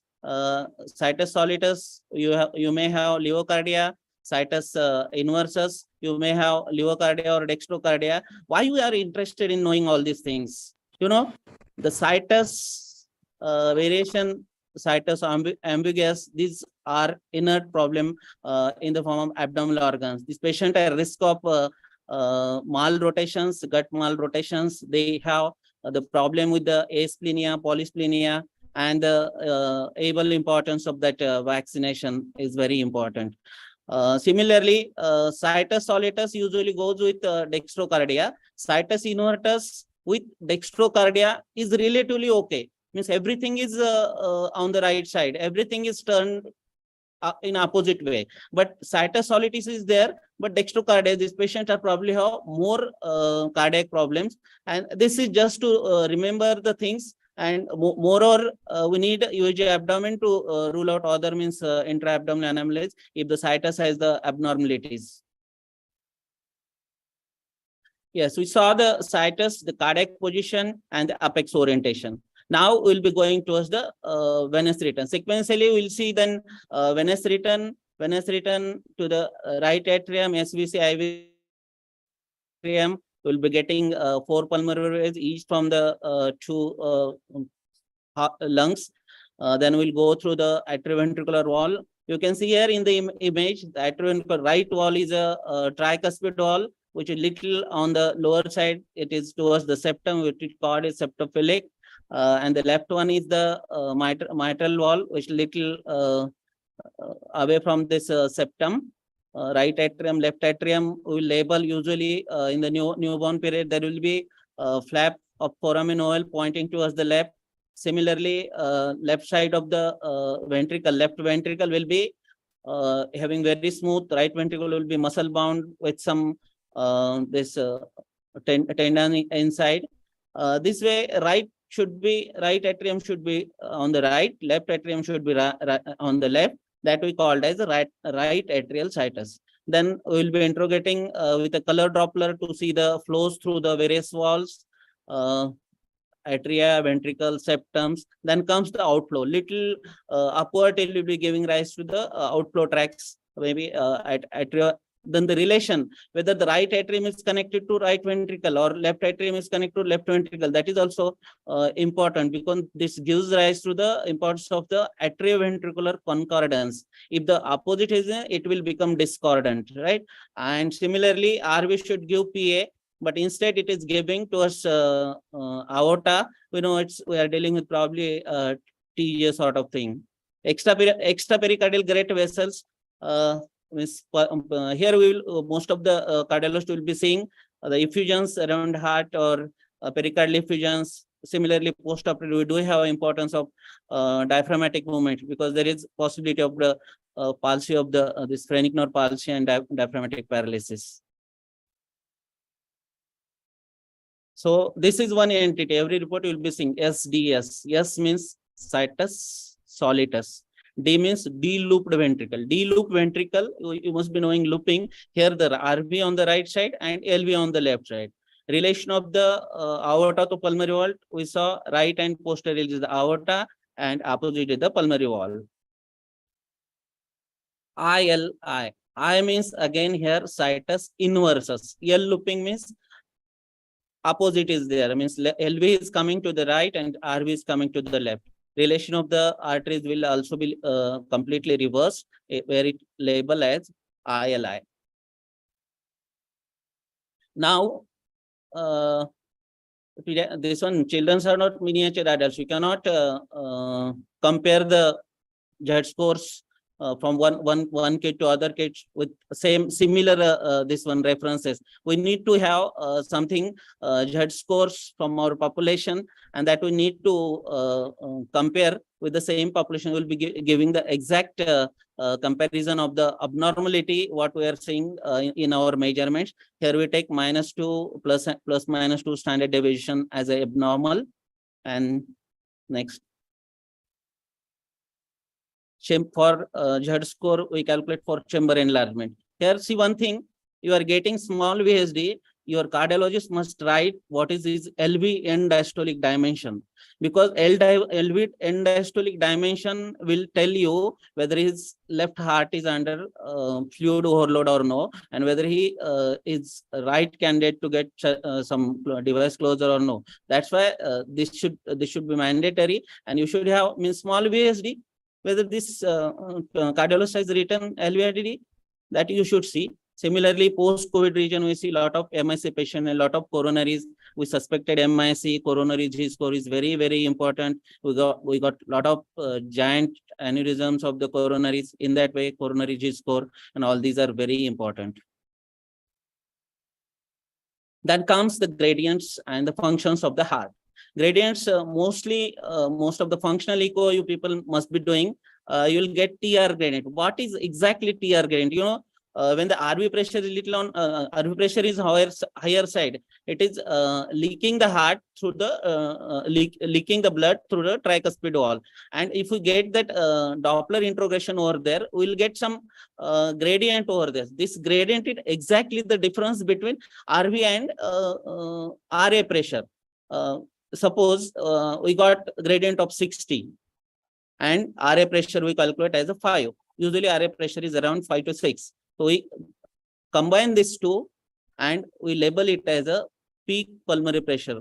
higher pulmonary pressures, provided that his complete pulmonary outflow should be open. There should not be any obstruction. Similarly, sometimes we may not get proper gradient. The Doppler gradient may not be very proper in that region.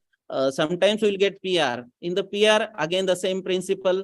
Here we'll get, if we get the gradient what provides we peak, mean pulmonary arterial pressures. Similarly, there is one entity, TAPC. Every PH patient or every RV problem patient, the cardiologist should label TAPC, and you make the habit of asking what is his TAPC, what is going with his RV. Then you will be understand your role of inotrop, milrinone, and all these things. So TAPC is a transannular plane systolic excursion of the tricuspid wall. There it gives roughly idea about this one, right ventricular function. Similarly, IVC collapsibility, LVEF. This is definitely part of your focus, and you must be knowing better than me. Next. This is standard format. We'll go one by one. Situs solitus, levocardia, normal systemic pulmonary venous return, normal related great arteries, AV, VA concordance, IAS, IVS intact, PDA closed. The walls are not leaking, neither steno's not leaking. There is no significant chamber enlargement. This confluent branch PAs is important. It has its own importance in the specific diagnosis. No PH.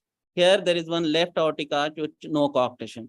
If you noted right aortic arch, somebody has written right aortic arch, your mind should get clicked that can it be a vascular ring? Is distress or something? Is will it be a vascular ring? Accordingly, we should ask that cardiologist to confirm the things that is ring is not compressing his trachea. Now, after knowing this briefly means what exactly the echo reports and all, we'll see the common echo reports, what we get in day-to-day our office practices, some acyanotic, cyanotic, and complex CHDs, and few of the functional issues. Next, ma'am. This you can see very well, 4 chambers. In upper 2 chambers, there is breach. We call it as ASD.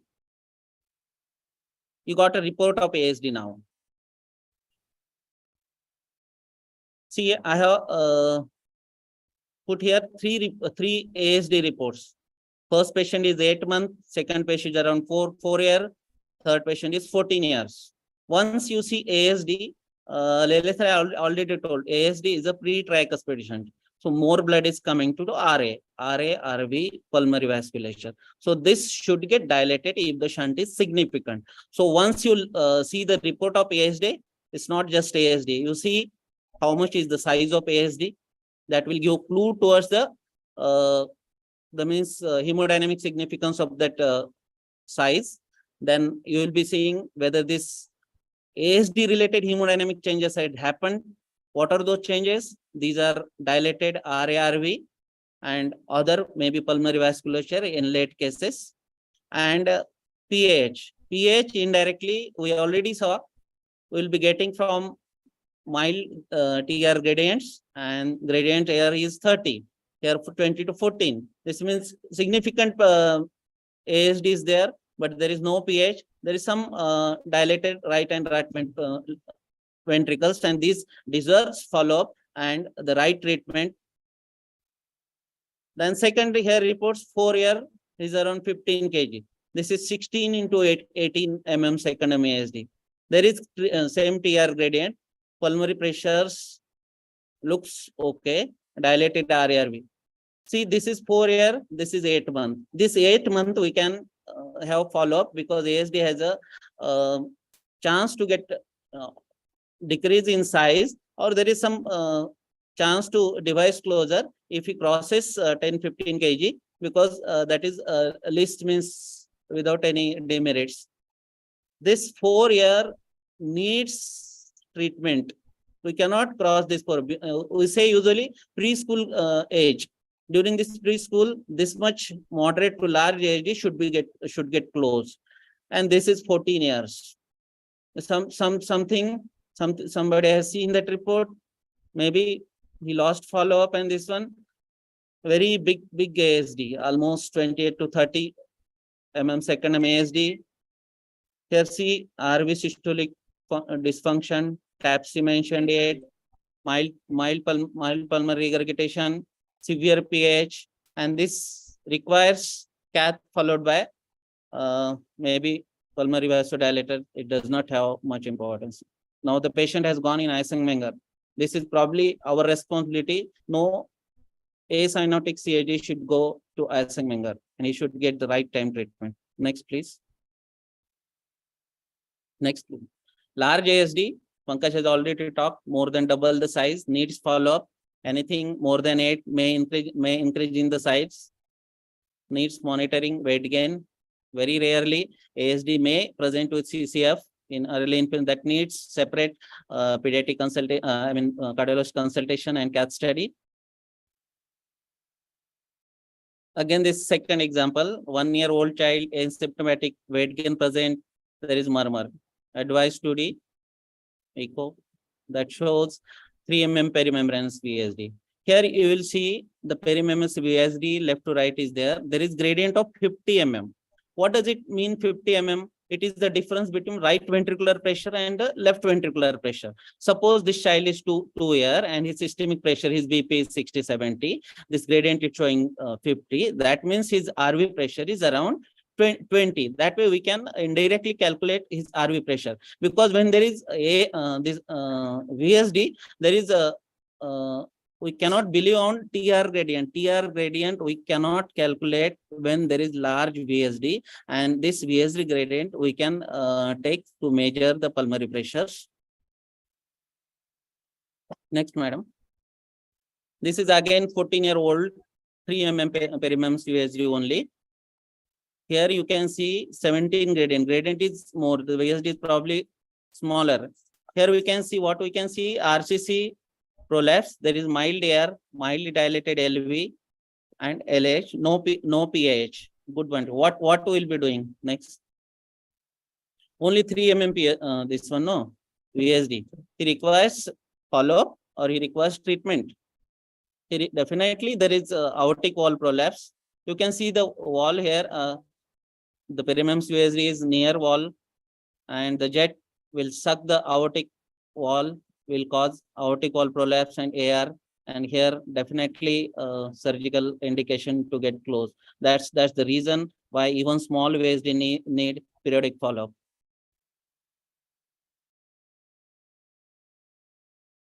This is because next already we talked.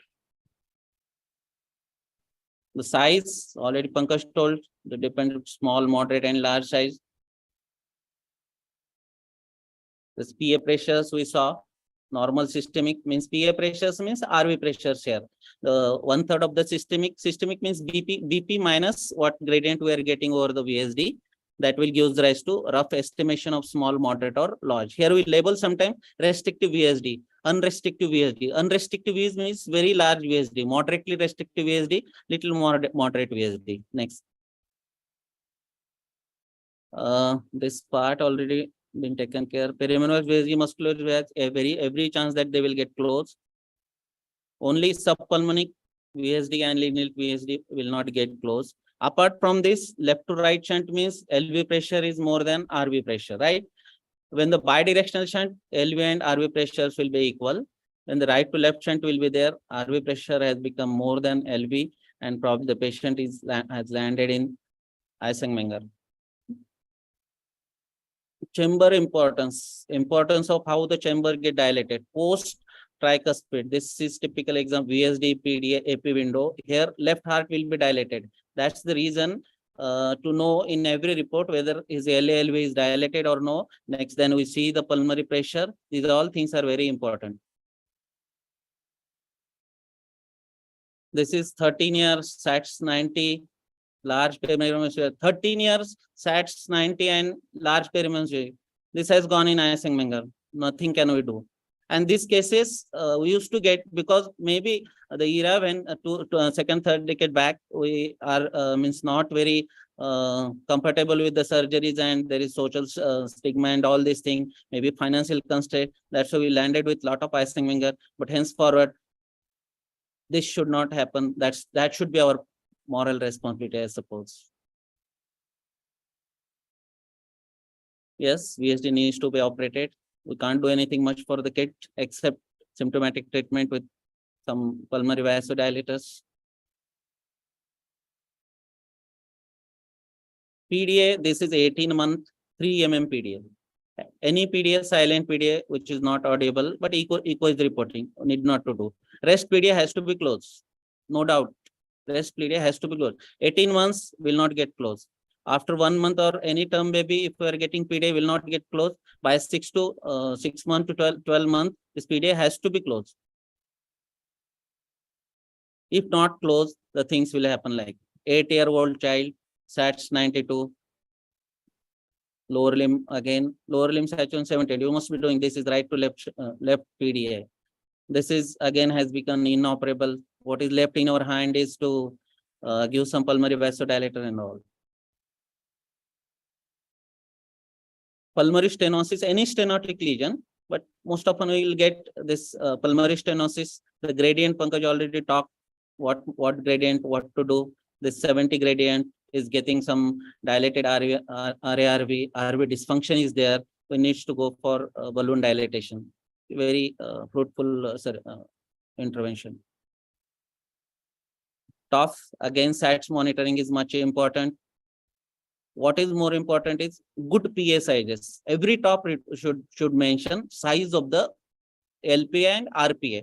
That is very important because the surgery part will start with that only. Here coronary is not written and down cardiac CT as advised. You know, coronaries sometimes comes in between the means your RVOTO and while we are doing the surgery, this coronary may get damaged and hazard can happen. That's why we need to completely delineate the anatomy of the coronaries, branch PAs, then we'll be comfortable about the surgery. That's why this report you should see, you should make habit to see this, and you should ask your cardiologist why this report not given. Was there any issue? This you know all the triad, pentad. Next, ma'am. Malign VSD, definitely RV muscle bound pressure will be high, bidirectional shunt will be there. MPA gives good RPA and LPA. That means branch PAs are pretty good. Coronaries must be good. This is just 3D CT interrogation, and this is showing good size branch PAs. TJ and TAPC very often we will get in NICU, and the cardiologist reports this as TJ or TAPC. What is most important to see this? TJ is one thing, everything is going to one side. TAPC again, everything is going to one side. What is more famous? Something has to be there for the mixing, and in that way we should know, Madam Orcha. In that way we should know the connections, either PFO, ASD, PDA, and whenever doubt, start prostaglandin. It will not harm the patient. It will help to some extent. Complex CSDs, this is again means large ASD, everything will be there. Atretic wall will be there, hypoplastic RV will be there, and this everything does not have means good prognosis. They require 3-stage surgeries. We can prolong their life. Once we label this, we should get some sympathy to treat this patient, at least for the symptomatic reason.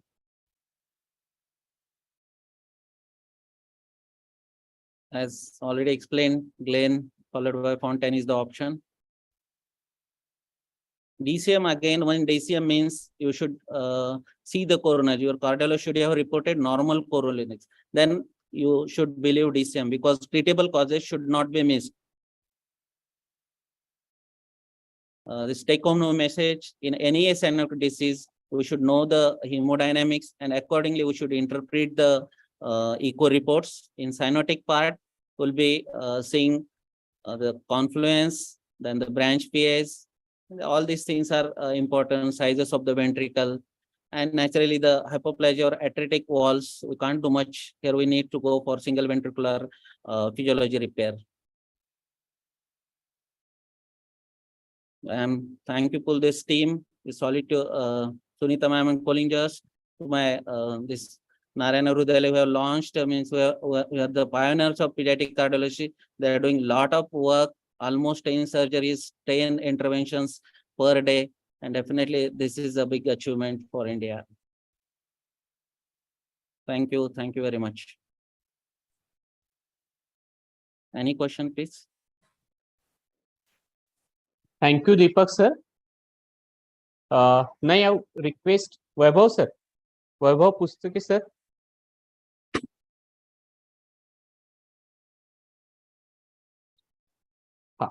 Unmute sir. Vaibhav sir, please unmute.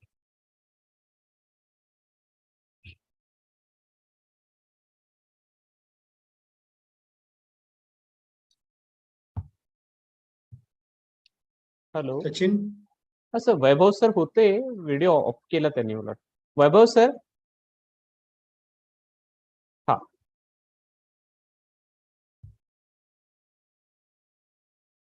सरांना sir Pallavi ma'am तुम्ही unmute करू शकता का वैभव सरांना sir request टाकू शकते फक्त Sachin, meanwhile, I want to have one question and comment. Yes, sir. Please go ahead. I had a slight one. My conjuncture till this date was ASD very rarely goes into Eisenmenger syndrome unless until there is a definite some persistent pulmonary hypertension or primary pulmonary hypertension. Something is like there. So whether I just want to make it clear whether ASD goes into Eisenmenger irrespective of additionally pulmonary hypertension, which is not because of ASD.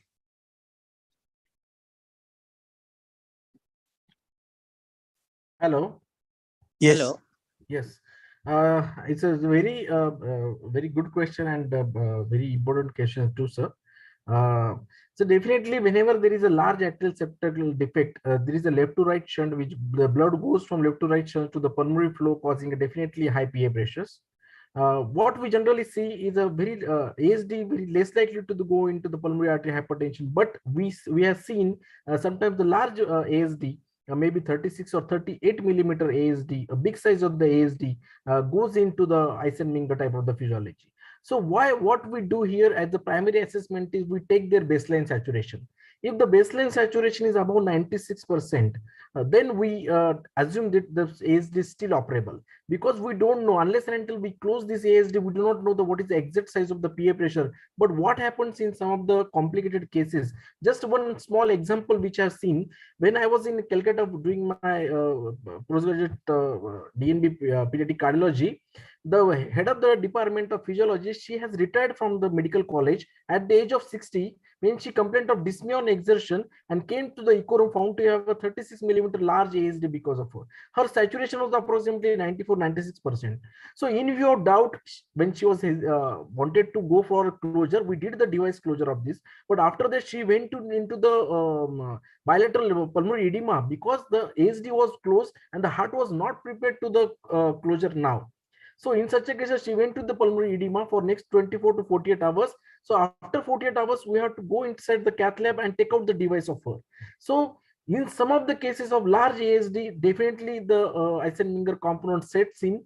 So what in such a cases, we do a cardiac catheterization beforehand. We take the actual PA pressures, what are the actual pulmonary vascular resistance in this patient. If you feel that the pulmonary vascular resistance is very high, and rest of the things like a pruning of the pulmonary vessels on the X-ray chest. Pruning means sudden tapering of the vessel from more than 50% from its origin, like a 10 millimeter at the hilar, and it suddenly become a 3 millimeter. That is called as a pruning of the vessel. So her symptoms, her echocardiography pictures, completely left to right shunt or some bidirectional type of the shunt, severe pulmonary artery hypertension, we do the cardiac catheterization, baseline saturation, X-ray chest. So all these we take into the picture to label her operable. So in some of the cases also, whenever there is a doubt, whenever I have operated few of the doctors as well who is having the large ASDs. So what we have done is we have kept a small hole inside that large ASD. So that we restricted the 40 millimeter ASD to the 10 millimeter of ASD. We keep the small shunt in between. So whenever there is a doubt, the ASD still can be available from right to left shunt because RV needs a pop-up. So definitely not all large ASDs goes into the Eisenmenger, but really some of the ASDs definitely goes into the Eisenmenger type of the things. Otherwise, also we have seen some of the cases when there is a 10 millimeter ASD in severe pH. Here the ASD is not the culprit of causing a severe pH. There are some other factors which are causing a severe pH apart from the ASDs. So we do SLE. Some patients we got SLE to be positive. Some patient we got HIV to be positive. And so these are the causes apart from the ASD, but sometimes they present with the ASD. Okay, so we need to differentiate because whether it is a primary PPHN or whether it is a because of large ASD causing a PPHN. If it is a large ASD, if we close of such a large ASDs, definitely PA pressures will come down because it is completely left to right shunt. So these questions also sometimes in our also mind that whether this large ASD is operable or non-operable. So for these things we do serial monitoring and serial investigation from basic saturations to the cardiac catheterization.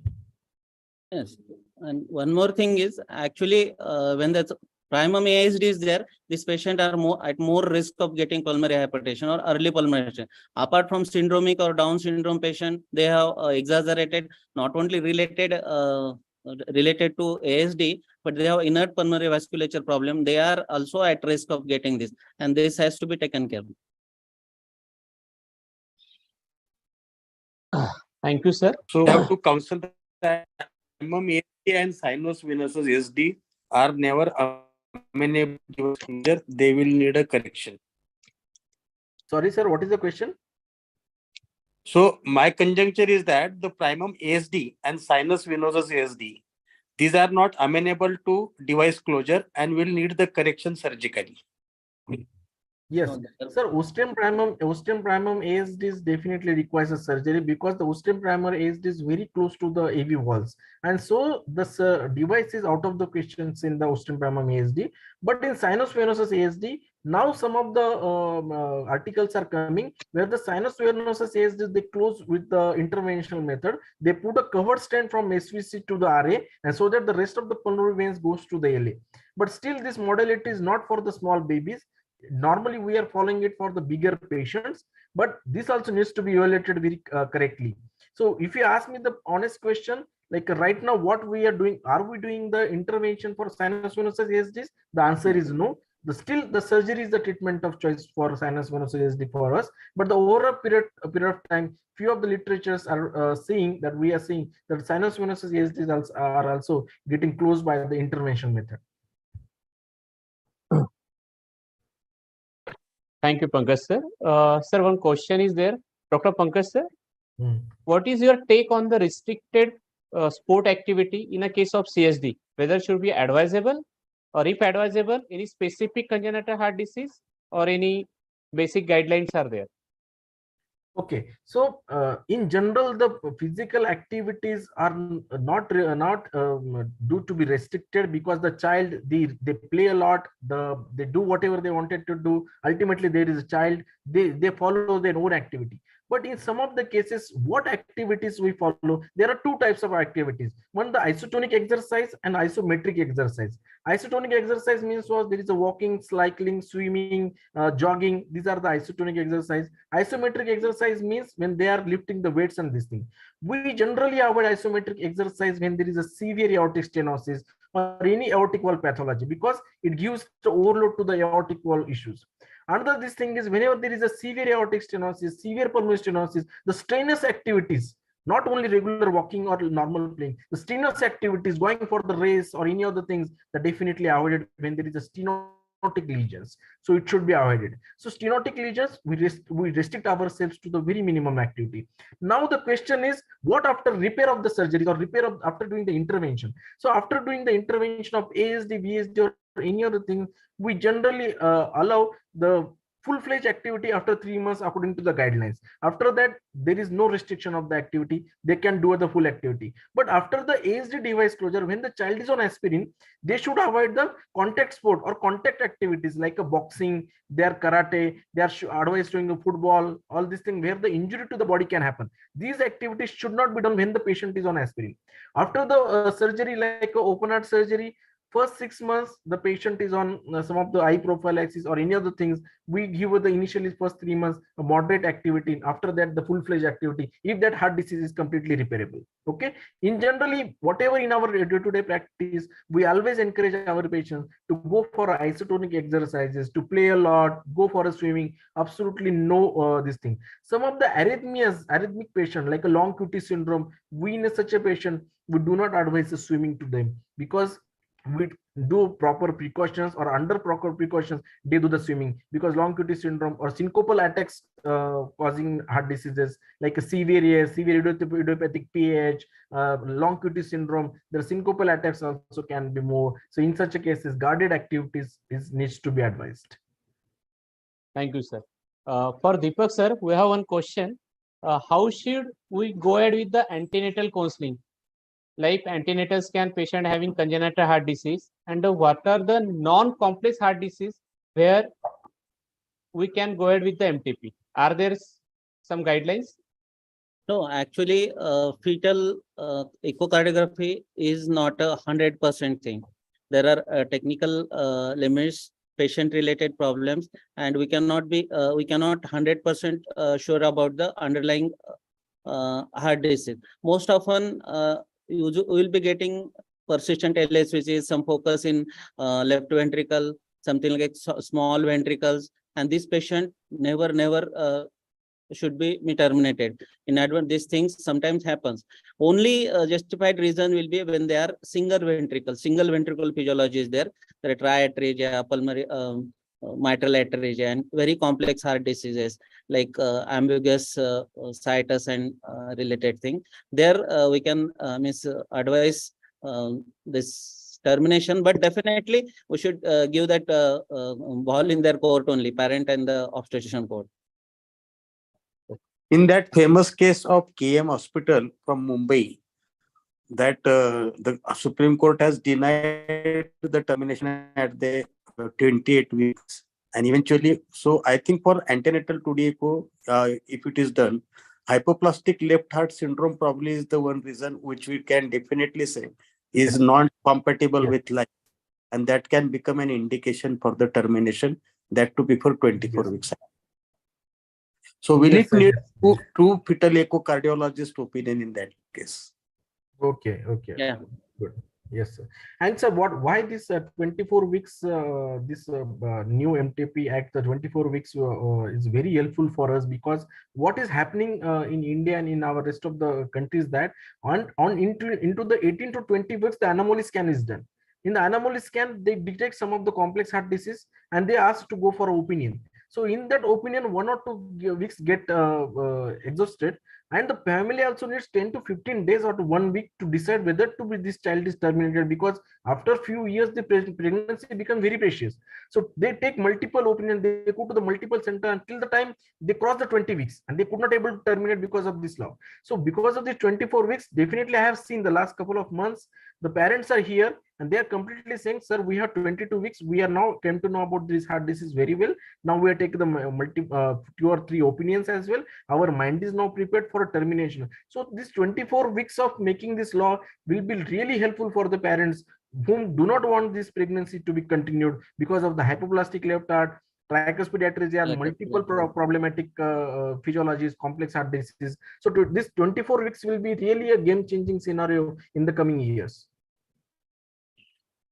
So my question is, are you aware that because after 20 weeks, it will be for 24 weeks, 2 obstetrician or gynecologist opinion, and preferably 1 from government setup in that case. So whether for the fetal echo, preferably I am saying, not necessarily. But whether they also will need an opinion of 2 fetal echocardio, this thing for that echocardiography, or only a single fetal echo should suffice for that.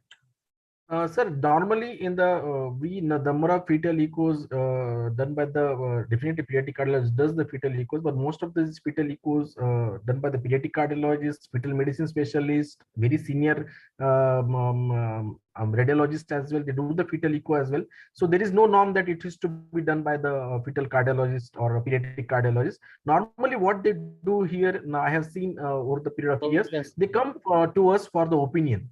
What is this heart lesion, this hypoplastic, whether it is really bad one, what are the different type of surgeries, what are the cost of that surgery, whether the one surgery will be there, whether the multiple surgeries will be required. So they take only opinion will be there definitely from the pediatric cardiologist point of view. But as far as say the echocardiography can be done by the fetal medicine here in Pune, I have seen, and the senior adult radiologists who are very well versed with the pediatric or the cardiac physiology. Yes. It is not a norm, sir, that it has to be done by the pediatric cardiologist. No, I'm not saying pediatric cardiology. I am saying that whether two different persons' opinion are needed or what. Sir, we really don't know about this, sir. I think we have to ask some of the senior radiologists here in our city to know what is exactly going on, because these 24 weeks also now only we came to know after few months, before few months. But we'll definitely discuss with them, sir, and we'll get back to you, sir. What they are doing right now. We will try to get all these answers in our medical legal session. Definitely. That will be the chunk of this MAHAIP subspecialty. Okay. If all you allows. Yeah. Yes, sir. But sir, question is very valid and thought-provoking. Definitely, we'll ask our few of the radiologists. This ultraphase conference is going on here in Pune, and my wife is she's also radiologist, and she goes to that conference. Definitely, I'll ask her what is the current opinion or the people from Delhi and all the people in India, what they are doing right now for termination of this pregnancy. Vaibhav sir, are you available? Vaibhav probably is there, please. Vaibhav sir, please unmute. आले sir आले. Yes, आले तर video off आहे. Good evening, sir. We all, on behalf of MAHAIP, we welcome Dr. Vaibhav Pustake, sir, today's MMC observer. He's a senior pediatrician. Sir, go ahead, sir. You can continue. The session is going on nicely. Sir, we are at the end of this session. We need your blessings. Sir, please talk about this session for 2 minutes.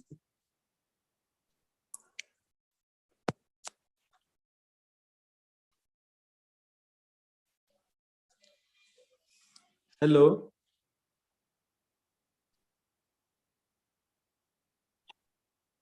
Vaibhav sir. Yes, sir. बोला ना. Please talk.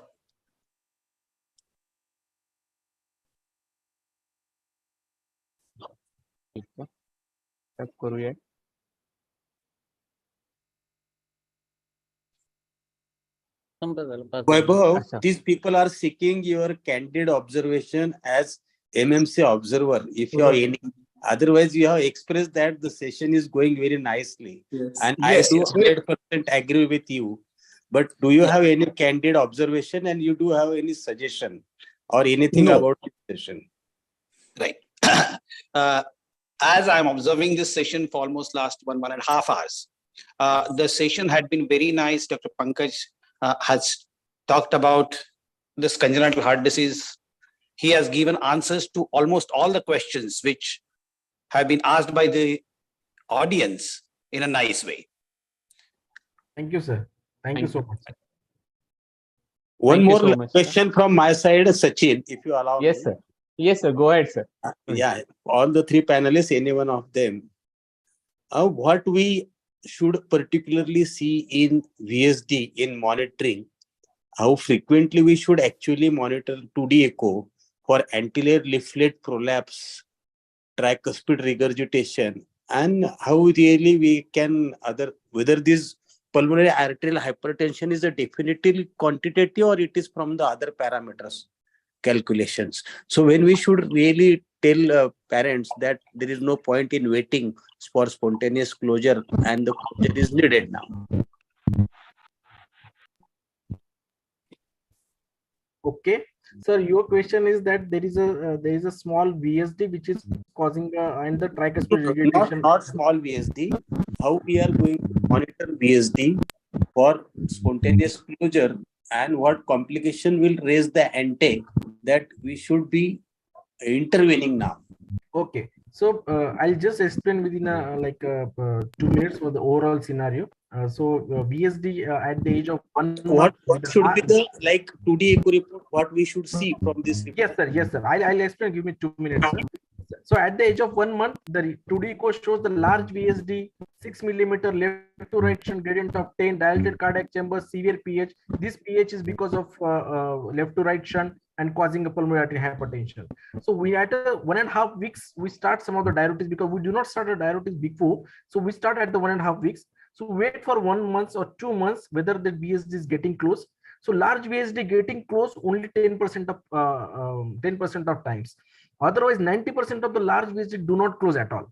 Now, after the age of 4 months and 5 months or 6 months, the large VSD still left to right shunt, gradient of 20, child is not gaining weight, 1 or 2 episodes of upper respiratory infection, not gaining weight, complete looking up to failure to thrive, birth weight was 3 kilos, now it is only 3.5 kilos.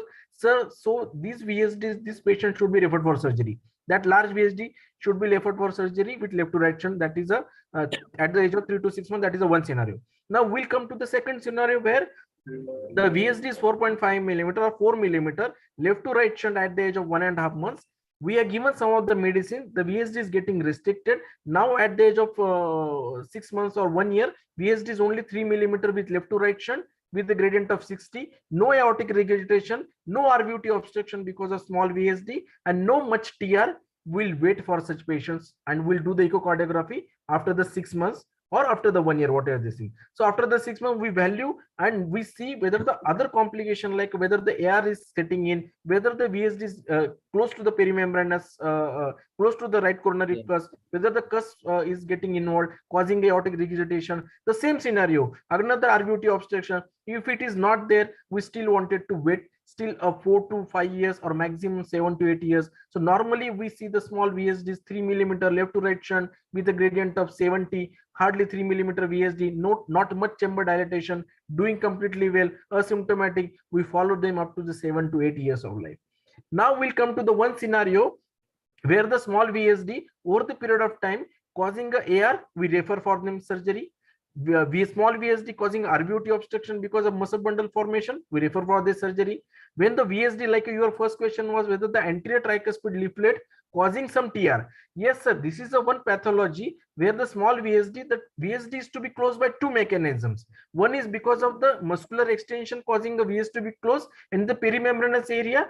Tricuspid wall is getting attached to the VSDs and trying to close the VSDs. Okay. Now, in the trying to close the VSD, sometimes tricuspid regurgitation happens. Sometimes it is a mild TR. Sometimes this TR become moderate, and over the period of time, the array right atrium gets become dilated. In such a scenario, we advise them to go for a surgery or a device closure.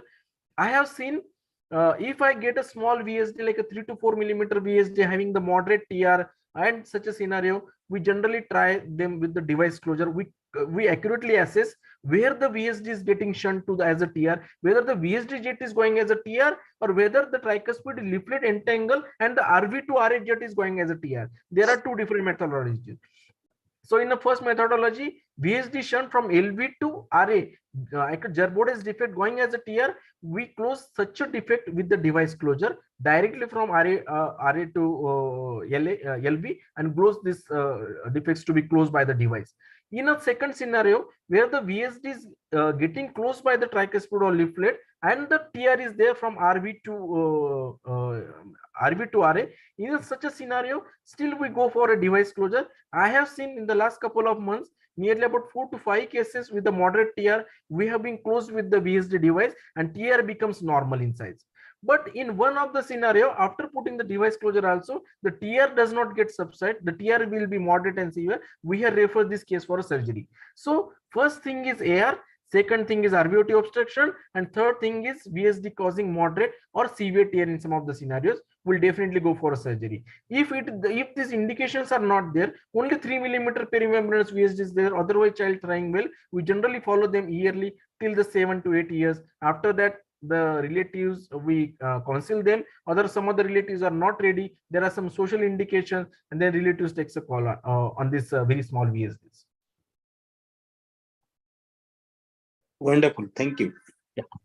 Thank Thank you, you. sir. Now I request Dr. Amol Pawar, sir, HSG, MAHAIP, for the vote of thanks. Yes, thank you, Sachin. It was a very marathon session of 2 hours, almost 2 hours. And it was hard work done by Pankaj, Pranit, and Deepak sir. And it was almost attended by almost 250 people right now. And they will watch, many will watch after when they get time tomorrow or day after tomorrow. This will be available on MAHAIP YouTube. This post session link will be posted tomorrow in various groups. And thank you, Sachin and Nikhil, for conduction of this webinar. Thank you, Neha, Vishal, and Pallavi ma'am for backup support. Thank you, Pankaj, once again. Thank you so much, IIP Maharashtra, for giving us an opportunity. Thank you, Amol, Ramakant Patil sir, Nikhil, Dr. Sachin, all the dignitaries, and my dear colleagues, because without their support, the pediatric cardiology segment needs the social support, also the help from our dear people, pediatricians, our dear colleagues. And up till now, it was a great support and great guidance. We are today because of you people all. So once again, heartfelt thank you to Maharashtra IIP for giving me and my team as opportunity. Thank you so much. Once again, heartfelt thank you to my IIP. Thank you so much. Thank you, and good night to everyone. Yeah, Thank you. thank you. Good night. Good night. Meeting end kara, madam, meeting.